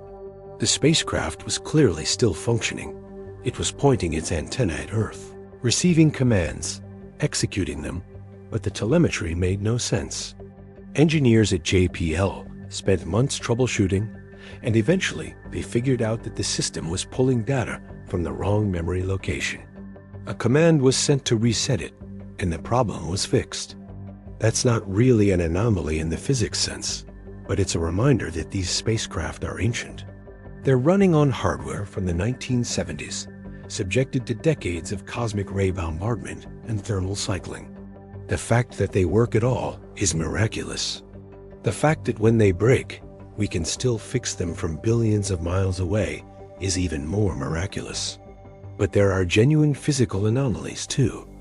One that's bothered scientists is the asymmetry between Voyager 1 and Voyager 2's crossings of the heliopause. Remember, Voyager 1 crossed in August 2012 at about 122 astronomical units. Voyager 2 crossed in November 2018 at about 119.0. They crossed at different times, different locations, and the conditions they measured were noticeably different. That's not entirely surprising. The heliosphere isn't perfectly symmetric, and it changes over time. But some of the differences are puzzling. For example, Voyager 1 detected a very sharp transition in certain particle populations. Over the course of just a few hours, the flux of solar particles dropped dramatically. Voyager 2's crossing was more gradual, taking days. Why? One possibility is that the heliopause is thicker in some regions and thinner in others. influenced by the local magnetic field structure and the dynamics of the heliosheath. Another is that Voyager 1 happened to cross during a period when the boundary was particularly sharp, while Voyager 2 crossed during a more turbulent period. We don't have a definitive answer, and with only 2 data points, it's hard to draw firm conclusions. Then there's the mystery of the magnetic field disconnect, the fact that the magnetic field direction didn't change at the heliopause the way everyone expected. Yes, scientists eventually explained it as a coincidence of field alignment, but that explanation feels unsatisfying. It's possible, it's consistent with the data, but it's weird. Some researchers have proposed that maybe our models of the magnetic field structure at the heliopause are incomplete. Maybe there are processes we don't understand, magnetic reconnection events, turbulent mixing, or exotic plasma instabilities that create regions where the field topology is far more complex than the simple models predict. If that's true, it has implications. It means the heliopause isn't just a passive boundary, but an active region where magnetic fields are constantly evolving, reconnecting, and reorganizing. And that would affect how particles are accelerated, how energy is transported, and how the heliosphere responds to changes in solar activity. Another anomaly: the unexpected low temperature of the local interstellar medium.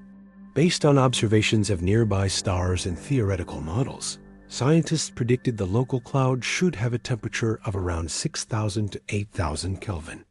But Voyager's measurements, derived from the properties of plasma waves, suggest a temperature closer to 5,000 Kelvin in some regions. That might not sound like much, but it's a significant discrepancy. Temperature affects pressure, which affects how the heliosphere is compressed, which affects the location of the heliopause. If the local interstellar medium is cooler than we thought, it might mean our models of the pressure balance are off. Or it could mean the local interstellar medium is more complex, with temperature variations on small scales. Voyager is sampling one tiny line through this environment. We don't know if what it's measuring is representative of the larger region or just a local fluctuation. And then there's the biggest mystery of all. What's causing the persistent hum we talked about earlier? Yes, scientists have proposed explanations: thermal plasma oscillations, turbulent cascades, interactions with the galactic magnetic field. But none of these are fully satisfying. The frequency of the hum, its persistence, and the slow increase over time all hint that there's something going on in the local interstellar medium that our current models don't capture. Some researchers have speculated about more exotic possibilities. Could the hum be related to the formation of tiny density fluctuations in the plasma, driven by instabilities we don't yet understand? Could it be evidence of waves propagating through the interstellar medium from distant sources, supernova remnants, stellar winds from nearby stars, or even more exotic phenomena? We don't know, and that's okay. That's what makes science exciting. Not everything is explained. Not everything fits neatly into our models. The universe is under no obligation to make sense to us. But here's what's crucial. We need more data. 2 spacecraft sampling 2 points in space can only tell us so much. To really understand the heliosphere, to resolve these anomalies, we need more missions, more instruments, more perspectives. And we need to think creatively. Maybe the next breakthrough won't come from a spacecraft at all. Maybe it'll come from better computer simulations, or from new theoretical insights, or from unexpected connections to other areas of physics. Science is messy. It's not a straight line from question to answer. It's a winding path full of dead ends, surprises, and moments of profound confusion. Voyager has given us incredible data, but it's also given us new mysteries. And that's beautiful, because mysteries are what drive science forward. If we knew everything, there'd be nothing left to discover. So embrace the anomalies. Sit with the discomfort of not knowing. Because somewhere out there, a young scientist is looking at this data, turning it over in their mind, and they're going to have an insight that cracks one of these mysteries wide open. And when they do, we'll take another step forward in understanding our place in the cosmos. Before we dive into the final sections, I need to blow your mind one more time. Because there's a perspective shift that needs to happen. A reframing of everything we've discussed so far. Are you ready? The edge of the solar system is alive. Not alive in a biological sense. There are no organisms out there, no cells, no DNA. But alive in a dynamic, physical sense. The heliopause isn't a static boundary. It's not a line drawn on a map. It's a living, breathing interface between two cosmic domains, constantly shifting, pulsing, and responding to forces on multiple scales. Think about what we've learned. The heliopause moves. It expands and contracts with the solar cycle. It ripples and waves from instabilities. It responds to solar eruptions that propagate outward and to variations in the interstellar medium flowing inward. The heliopause accelerates particles.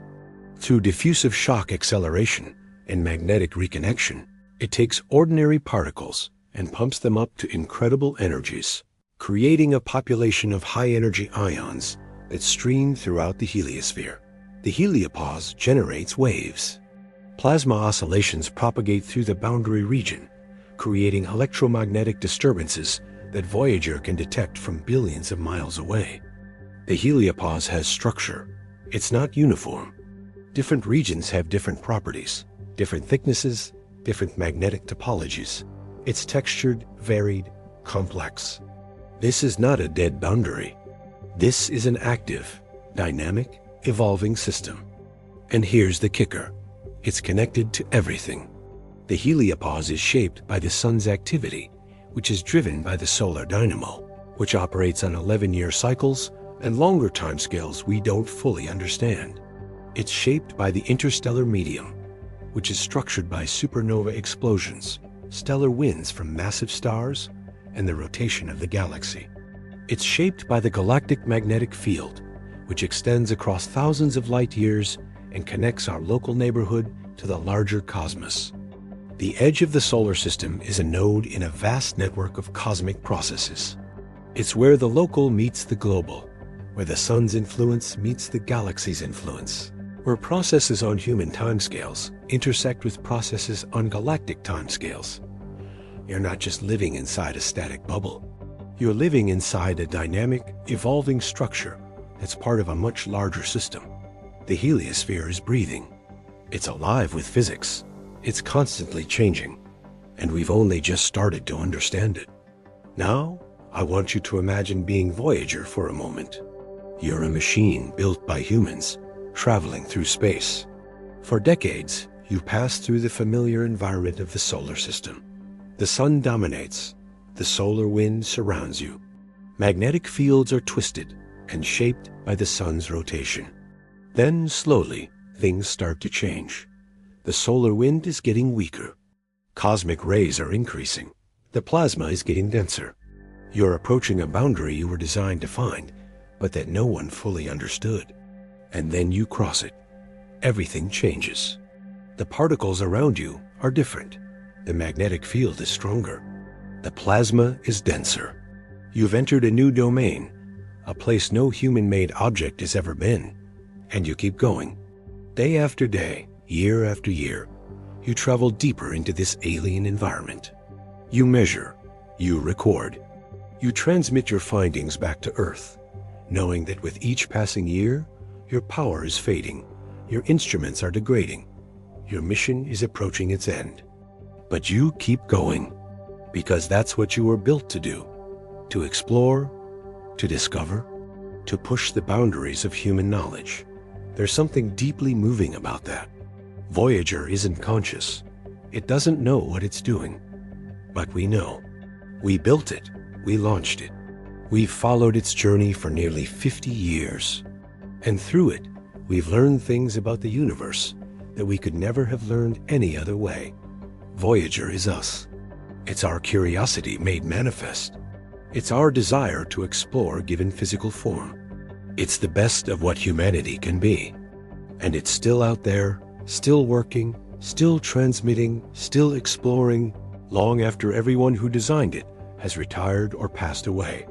That's legacy. That's what it means to contribute to something larger than yourself. Now, here's your challenge. When you finish watching this video, go outside. Look up at the night sky. Find a bright star, doesn't matter which one. Imagine that in that general direction, billions of miles away, impossibly far, but also incredibly real, Voyager is out there. It's measuring the hum of interstellar space. It's recording cosmic ray intensities. It's slowly, inexorably, moving farther from the sun, from Earth, from everything it's ever known. And feel the connection. You're part of the same cosmic story. You're made of the same atoms. You're shaped by the same physical laws. You're both products of a universe that's far more strange and beautiful than anyone could have imagined. The edge of the solar system isn't just out there. It's connected to you. Through gravity, through magnetic fields, through the flow of particles, through the shared history of the atoms that make up your body and the spacecraft. You're not separate from the cosmos. You're part of it. And Voyager's journey is your journey too. Let's keep going. We're entering the home stretch, and there's still so much to explore.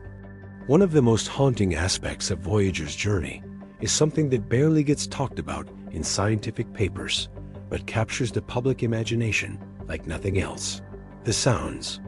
I mentioned earlier that Voyager's plasma wave instrument detects electromagnetic oscillations, and these can be converted into audio frequencies. NASA has released several of these sonifications, and if you haven't listened to them, you need to. The first one that went viral was the sounds of interstellar space, released in 2013, right after NASA announced that Voyager 1 had crossed the heliopause. It's eerie, unsettling, beautiful. A series of tones and crackles, rising and falling, like some alien transmission or the moaning of ghosts in the void. But here's what you need to understand. These aren't really sounds in the way you think of them. Sound is a pressure wave traveling through a medium air, water, solid materials. In the vacuum of space, there's no medium dense enough to support traditional sound waves. What Voyager detects are plasma waves oscillations in the density and electric field of the charged particles surrounding the spacecraft. The frequencies of these oscillations happen to fall in the range that, if you converted them to sound, you could hear them. So NASA does exactly that. They take the electromagnetic data, shift it into the audible frequency range if necessary, and play it through speakers. What you hear is a representation of the plasma dynamics, translated into a form humans can perceive. And it's revelatory. The crossing of the termination shock in 2004 produced a distinctive signature. The shock itself generated a burst of broadband noise, a static-like crackle caused by turbulent plasma. Then, in the heliosheath beyond, the sounds became more varied. You hear whistles and chirps, signatures of plasma waves generated by solar eruptions propagating outward.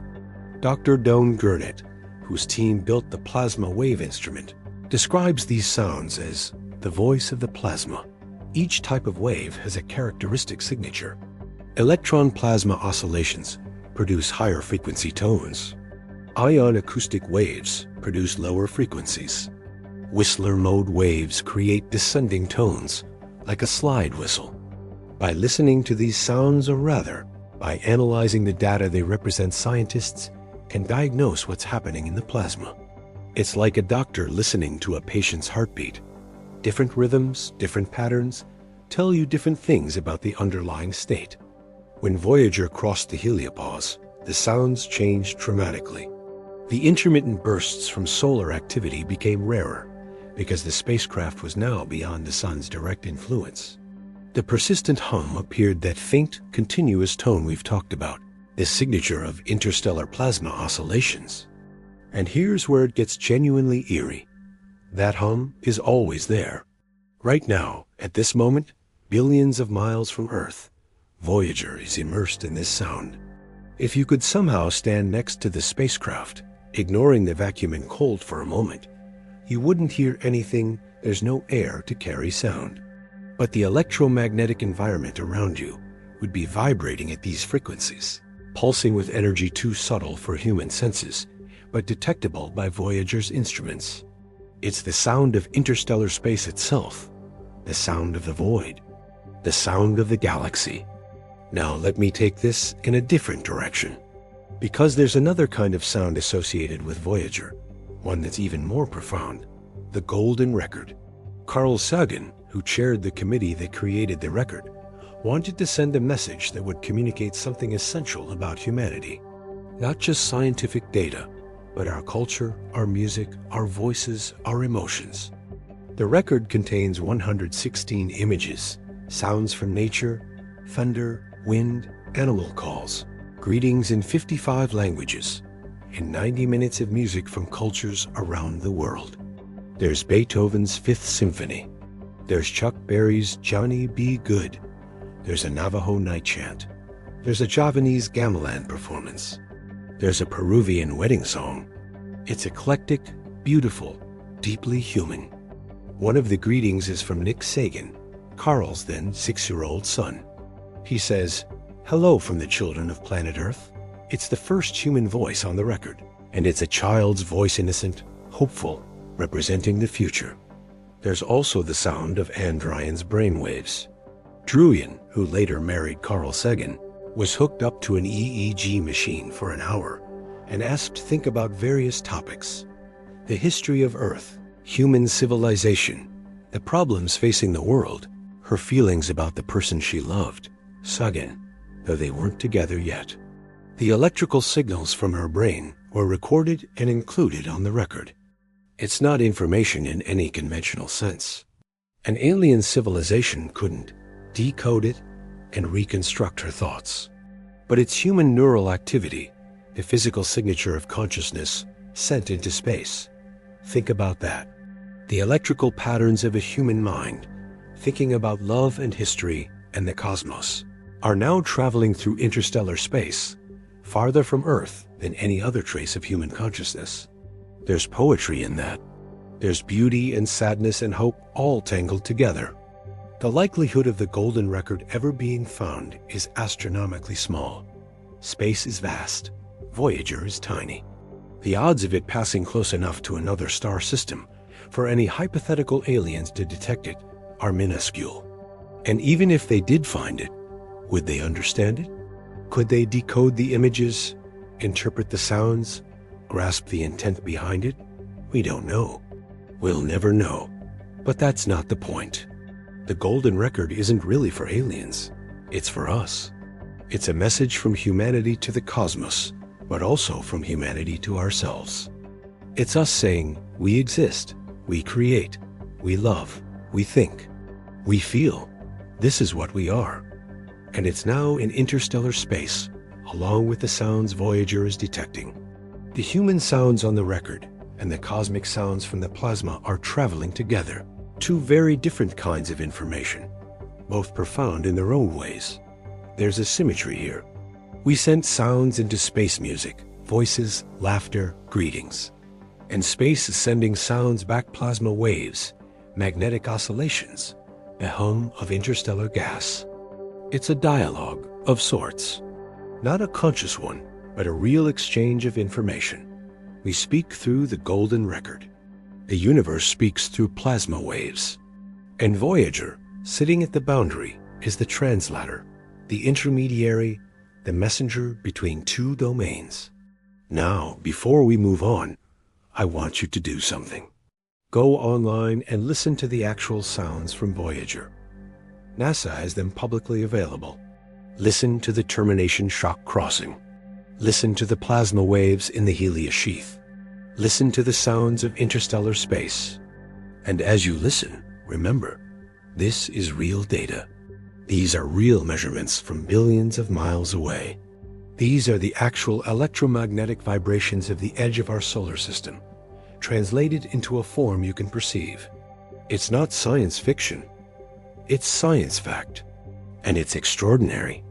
For all that Voyager has discovered, for all the groundbreaking data it's sent back, there's an uncomfortable truth we need to confront.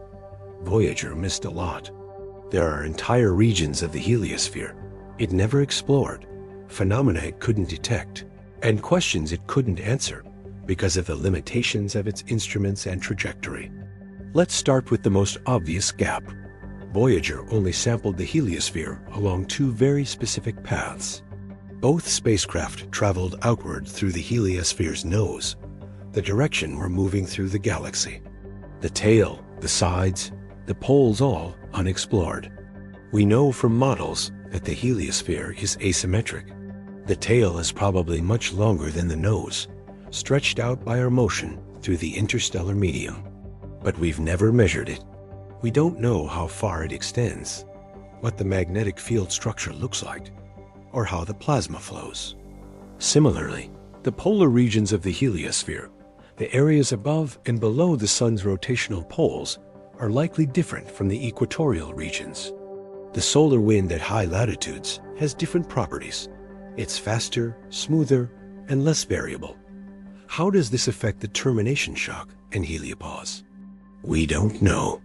The Ulysses spacecraft, which orbited the sun in a polar orbit, gave us some clues about high-latitude solar wind, but it never went anywhere near the termination shock. So the polar heliosphere remains largely unknown? Then there's the question of temporal variability. Voyager 1 crossed the heliopause during solar maximum, when the sun was active. Voyager 2 crossed during solar minima, when the sun was quiet. But we only have one crossing per spacecraft. What if we'd had a spacecraft that crossed during multiple solar cycles? How much does the boundary move? How do the particle populations change? We have theoretical models, but models are only as good as the data that constrain them. With just two crossings, our understanding of heliospheric variability is limited. Another major gap: composition. Voyager's instruments can measure the density and energy of particles, but they have very limited ability to determine what elements those particles are. Are the ions in the local interstellar medium mostly hydrogen? Or is there a significant component of heavier elements like helium, oxygen, or nitrogen? This matters because the composition tells us about the history of the interstellar medium. Different elements come from different sources: hydrogen from the Big Bang, heavier elements from stars. By measuring the composition, we can learn about what stellar processes have enriched this region of the galaxy. Voyager can do this for some particles, particularly anomalous cosmic rays, but the measurements are limited. A modern spacecraft with advanced mass spectrometers could do far better. Then there's the issue of the bow shock or lack thereof. Remember, IBEX data suggested there might not be a bow shock after all, but we've never directly measured the region where it should be, if it exists. Is there a bow wave? A bow shock? Something in between? We simply don't know. Voyager will never get there. At its current speed, it would take thousands of years to reach 230 astronomical units, and the spacecraft will be long dead by then. Another frustration: magnetic field measurements. Voyager has a magnetometer, and it's worked brilliantly, but it can only measure the field at one point at a time. To really understand the three-dimensional structure of the magnetic field at the heliopause, you'd need multiple spacecraft measuring simultaneously at different locations. This is how we study Earth's magnetosphere, by flying constellations of satellites that map the field in 3D. We've never done that for the heliosphere. It would be incredibly expensive and technically challenging, but the scientific payoff would be enormous. And then there's the limitation of Voyager's power and data rate. The spacecraft is running on fumes, power-wise, and the data rate is glacial only 160 bits per second for Voyager 1. For comparison, a typical home internet connection is millions of bits per second. This means Voyager can't send back high-resolution, high-cadence data. It samples the environment, compresses the data, and transmits it slowly. A modern spacecraft with nuclear power or advanced solar technology could operate more instruments, sample faster, and send back far more data. But perhaps the most significant limitation is this: Voyager can only measure the environment around itself. It can't image the heliosphere from the outside. It can't see the global structure. Imagine trying to understand the shape of a forest while walking through it versus flying over it in a helicopter. The view from above gives you context, structure, patterns you can't see from the ground. We've never had a view of the heliosphere from outside. We've never seen what it looks like, how it's shaped, how it interacts with the surrounding interstellar medium from a global perspective. This is where future missions could make a huge difference.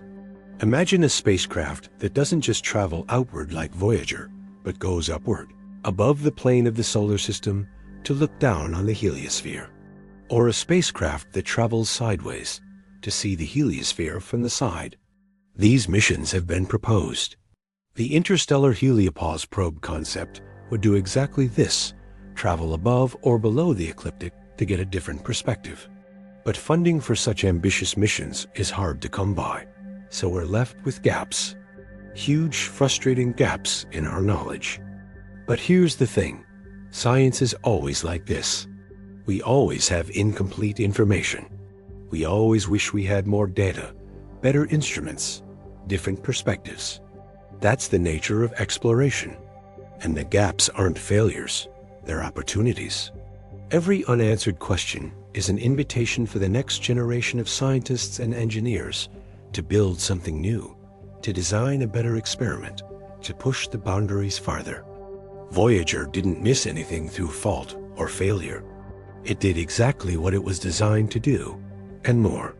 The fact that it raised new questions, that it revealed how much we still don't know, is a success. That's how science progresses. So yes, Voyager missed a lot, but what it found was transformative, and what it missed will inspire the missions to come. All right, we've talked a lot about observations, discoveries, and interpretations. Now I want to dive into something that might make some of you nervous, but stick with me because it's genuinely beautiful.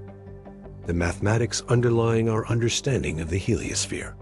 Don't worry, I'm not going to fill this section with equations, but I do want to give you a sense of how scientists take raw data from Voyager and turn it into understanding, how mathematical models let us predict and explain what's happening at the edge of the solar system. Let's start with the simplest model, pressure balance. The heliosphere exists because there's a balance between two pressures. On one side, you have the dynamic pressure of the solar wind, the momentum carried by the million-mile-per-hour stream of particles flowing outward from the sun. On the other side, you have the pressure of the local interstellar medium, the gas and magnetic field of the galaxy pressing inward. Where these two pressures balance, you get the heliopause. Mathematically, this is expressed as P_solar equals P_interstellar. The solar pressure depends on the density and speed of the solar wind. The interstellar pressure depends on the density and temperature of the local interstellar medium, plus the pressure from the galactic magnetic field. If you know these quantities, you can calculate where the heliopause should be. Early models, done in the 1960s and 1970s, before Voyager even launched, predicted it would be somewhere between 50 and 150 astronomical units, depending on your assumptions about the solar wind and interstellar medium. Voyager's crossing at 122 astronomical units fell right in the middle of that range, a triumph for the models, even though they were based on very rough estimates. But the simple pressure balance model is too simple. It treats the heliosphere as static and spherically symmetric, which it's not. To do better, you need magnetohydrodynamics, MHD, the equations that describe how electrically conducting fluids, like plasmas, behave in the presence of magnetic fields. MHD is nasty. The equations are nonlinear, coupled, and don't have nice analytical solutions, except in very special cases. So scientists turn to computers.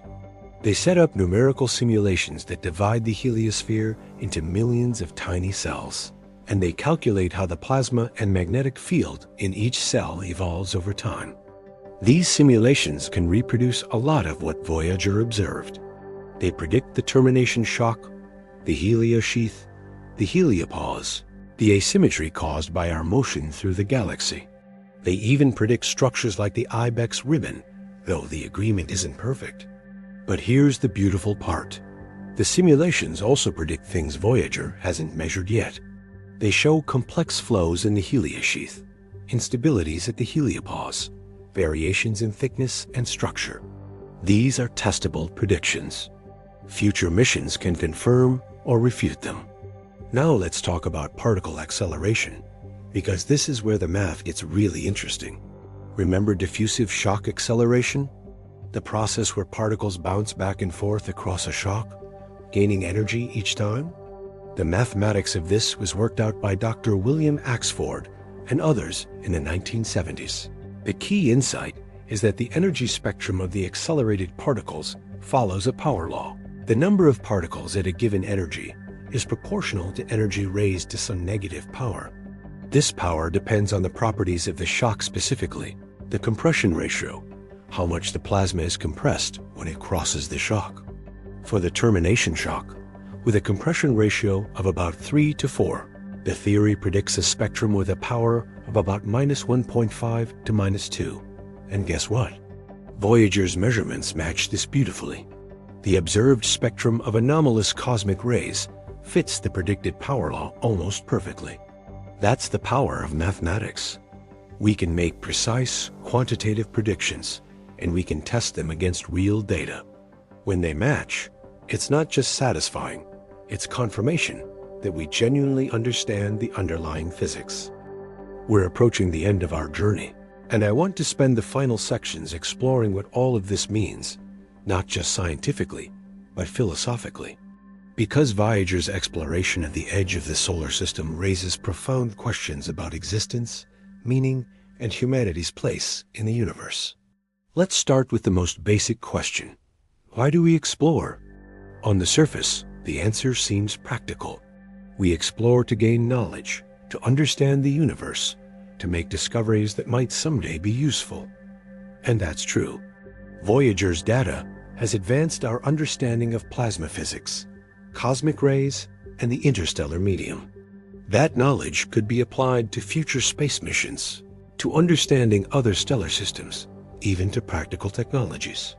But let's be honest, that's not why we really do it.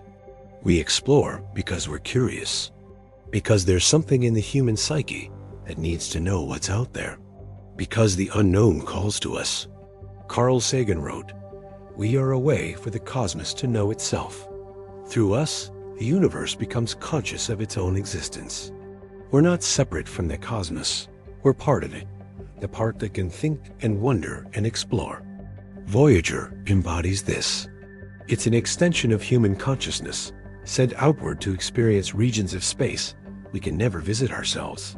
When Voyager detects cosmic rays, measures magnetic fields, and records plasma waves, it's us experiencing those things, mediated through instruments and transmitted across billions of miles.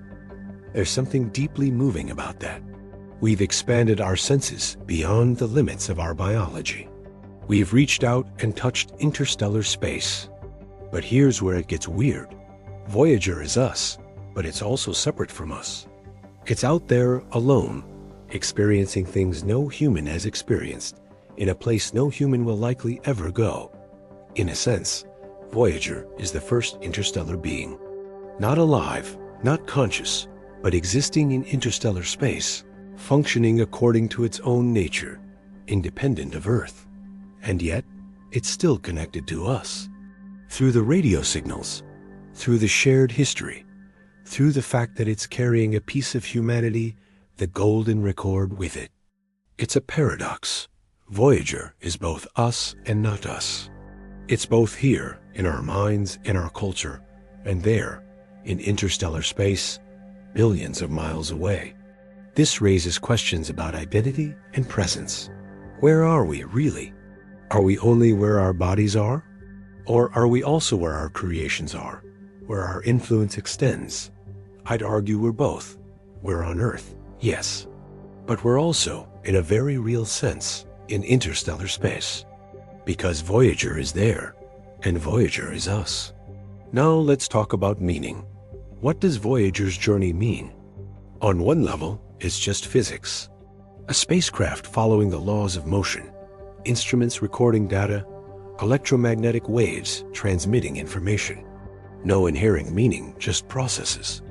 But meaning isn't intrinsic to the universe.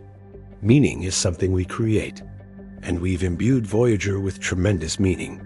Voyager represents our aspiration to transcend our limitations, to reach beyond our planet, to explore the cosmos.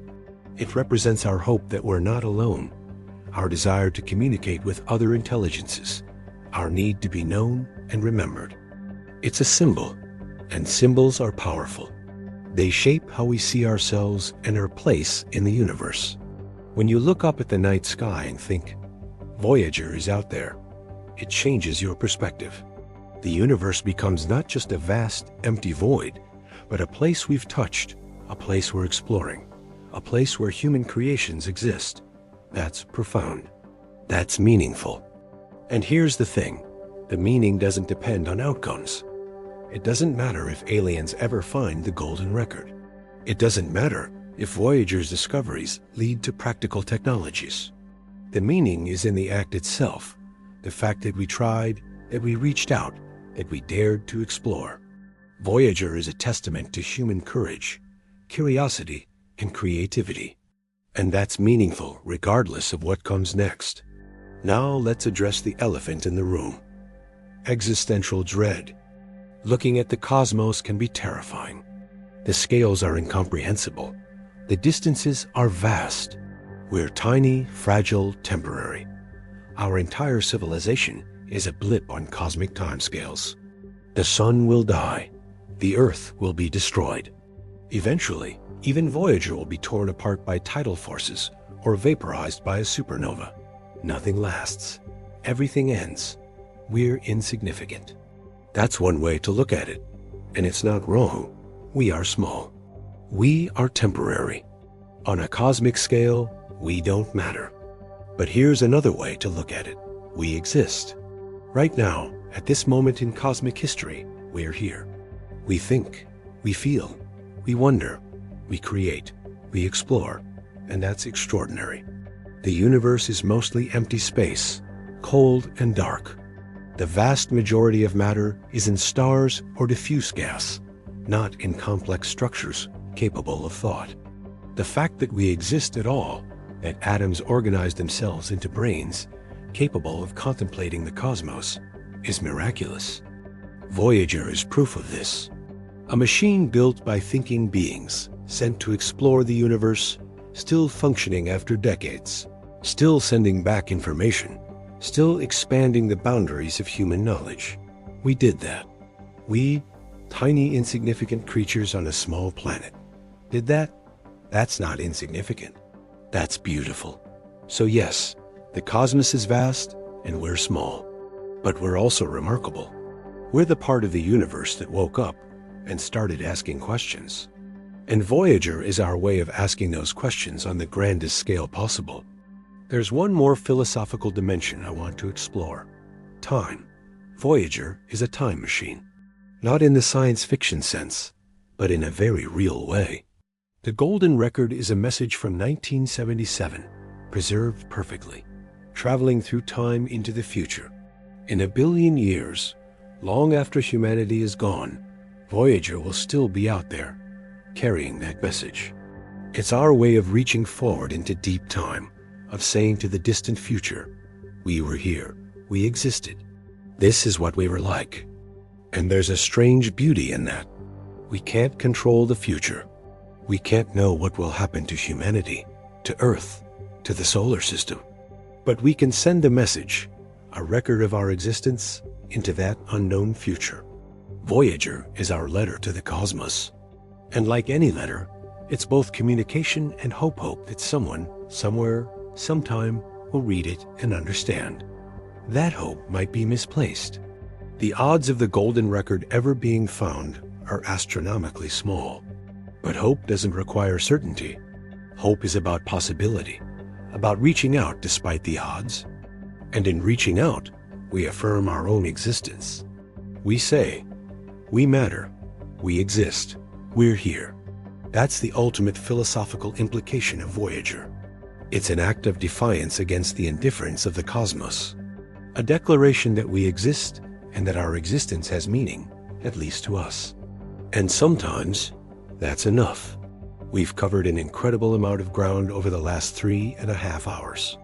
From the heliopause to cosmic rays, from plasma waves to the golden record, from engineering triumphs to philosophical implications. But as we close, I want to bring it all back to you. Because you're not just a passive observer of this story. You're part of it. Every person who's ever looked up at the night sky and wondered what's out there is part of the story. Every scientist who's studied the data, every engineer who's kept the spacecraft running, every person who shared the excitement of discovery, they're all part of the story. And now you are too. By watching this, by learning about Voyager, by thinking about the edge of the solar system and what it means, you've become part of the legacy. Here's why that matters. Human knowledge isn't stored in libraries or databases. It's stored in minds. And every mind that understands something, that appreciates something, keeps it alive. Voyager's discoveries will only continue to matter if people care about them. If they're forgotten, if they're dismissed as just old space stuff, they lose their power. But if people like you care, if you tell others, if you keep the wonder alive, then Voyager's legacy continues. So what do you do with this knowledge? How do you carry it forward? First, share it. Talk to your friends, your family, your coworkers. Tell them about Voyager, about the edge of the solar system, about the golden record. Don't be preachy, just share the wonder. Most people are fascinated by this stuff if it's presented well. Second, support exploration. Whether it's voting for politicians who fund science, donating to organizations like the Planetary Society, or just advocating for space exploration in your social circles, every bit helps. The next generation of missions, the Interstellar probe, future heliospheric explorers, will only happen if there's public support. Third, stay curious. Voyager's story isn't over. The spacecraft is still transmitting. New discoveries are still being made. Follow the updates. Read the papers. Keep learning. And fourth, think about your own legacy. What will you create that outlasts you? What mark will you leave on the world? You don't have to build a spacecraft or make a scientific discovery, but you can live with curiosity, with wonder, with a commitment to leaving the world a little better than you found it. That's what the Voyager team did. They built something that mattered, something that will outlast them, something that contributes to humanity's collective understanding of the universe. You can do the same, in your own way, in your own sphere of influence. Now, let me leave you with a final thought.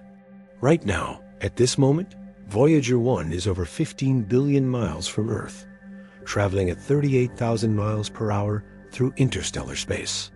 It's measuring cosmic rays, detecting the hum of the interstellar medium, recording data that will help us understand our place in the galaxy. And it's alone, utterly, profoundly alone. The sun is just another star. Earth is invisible.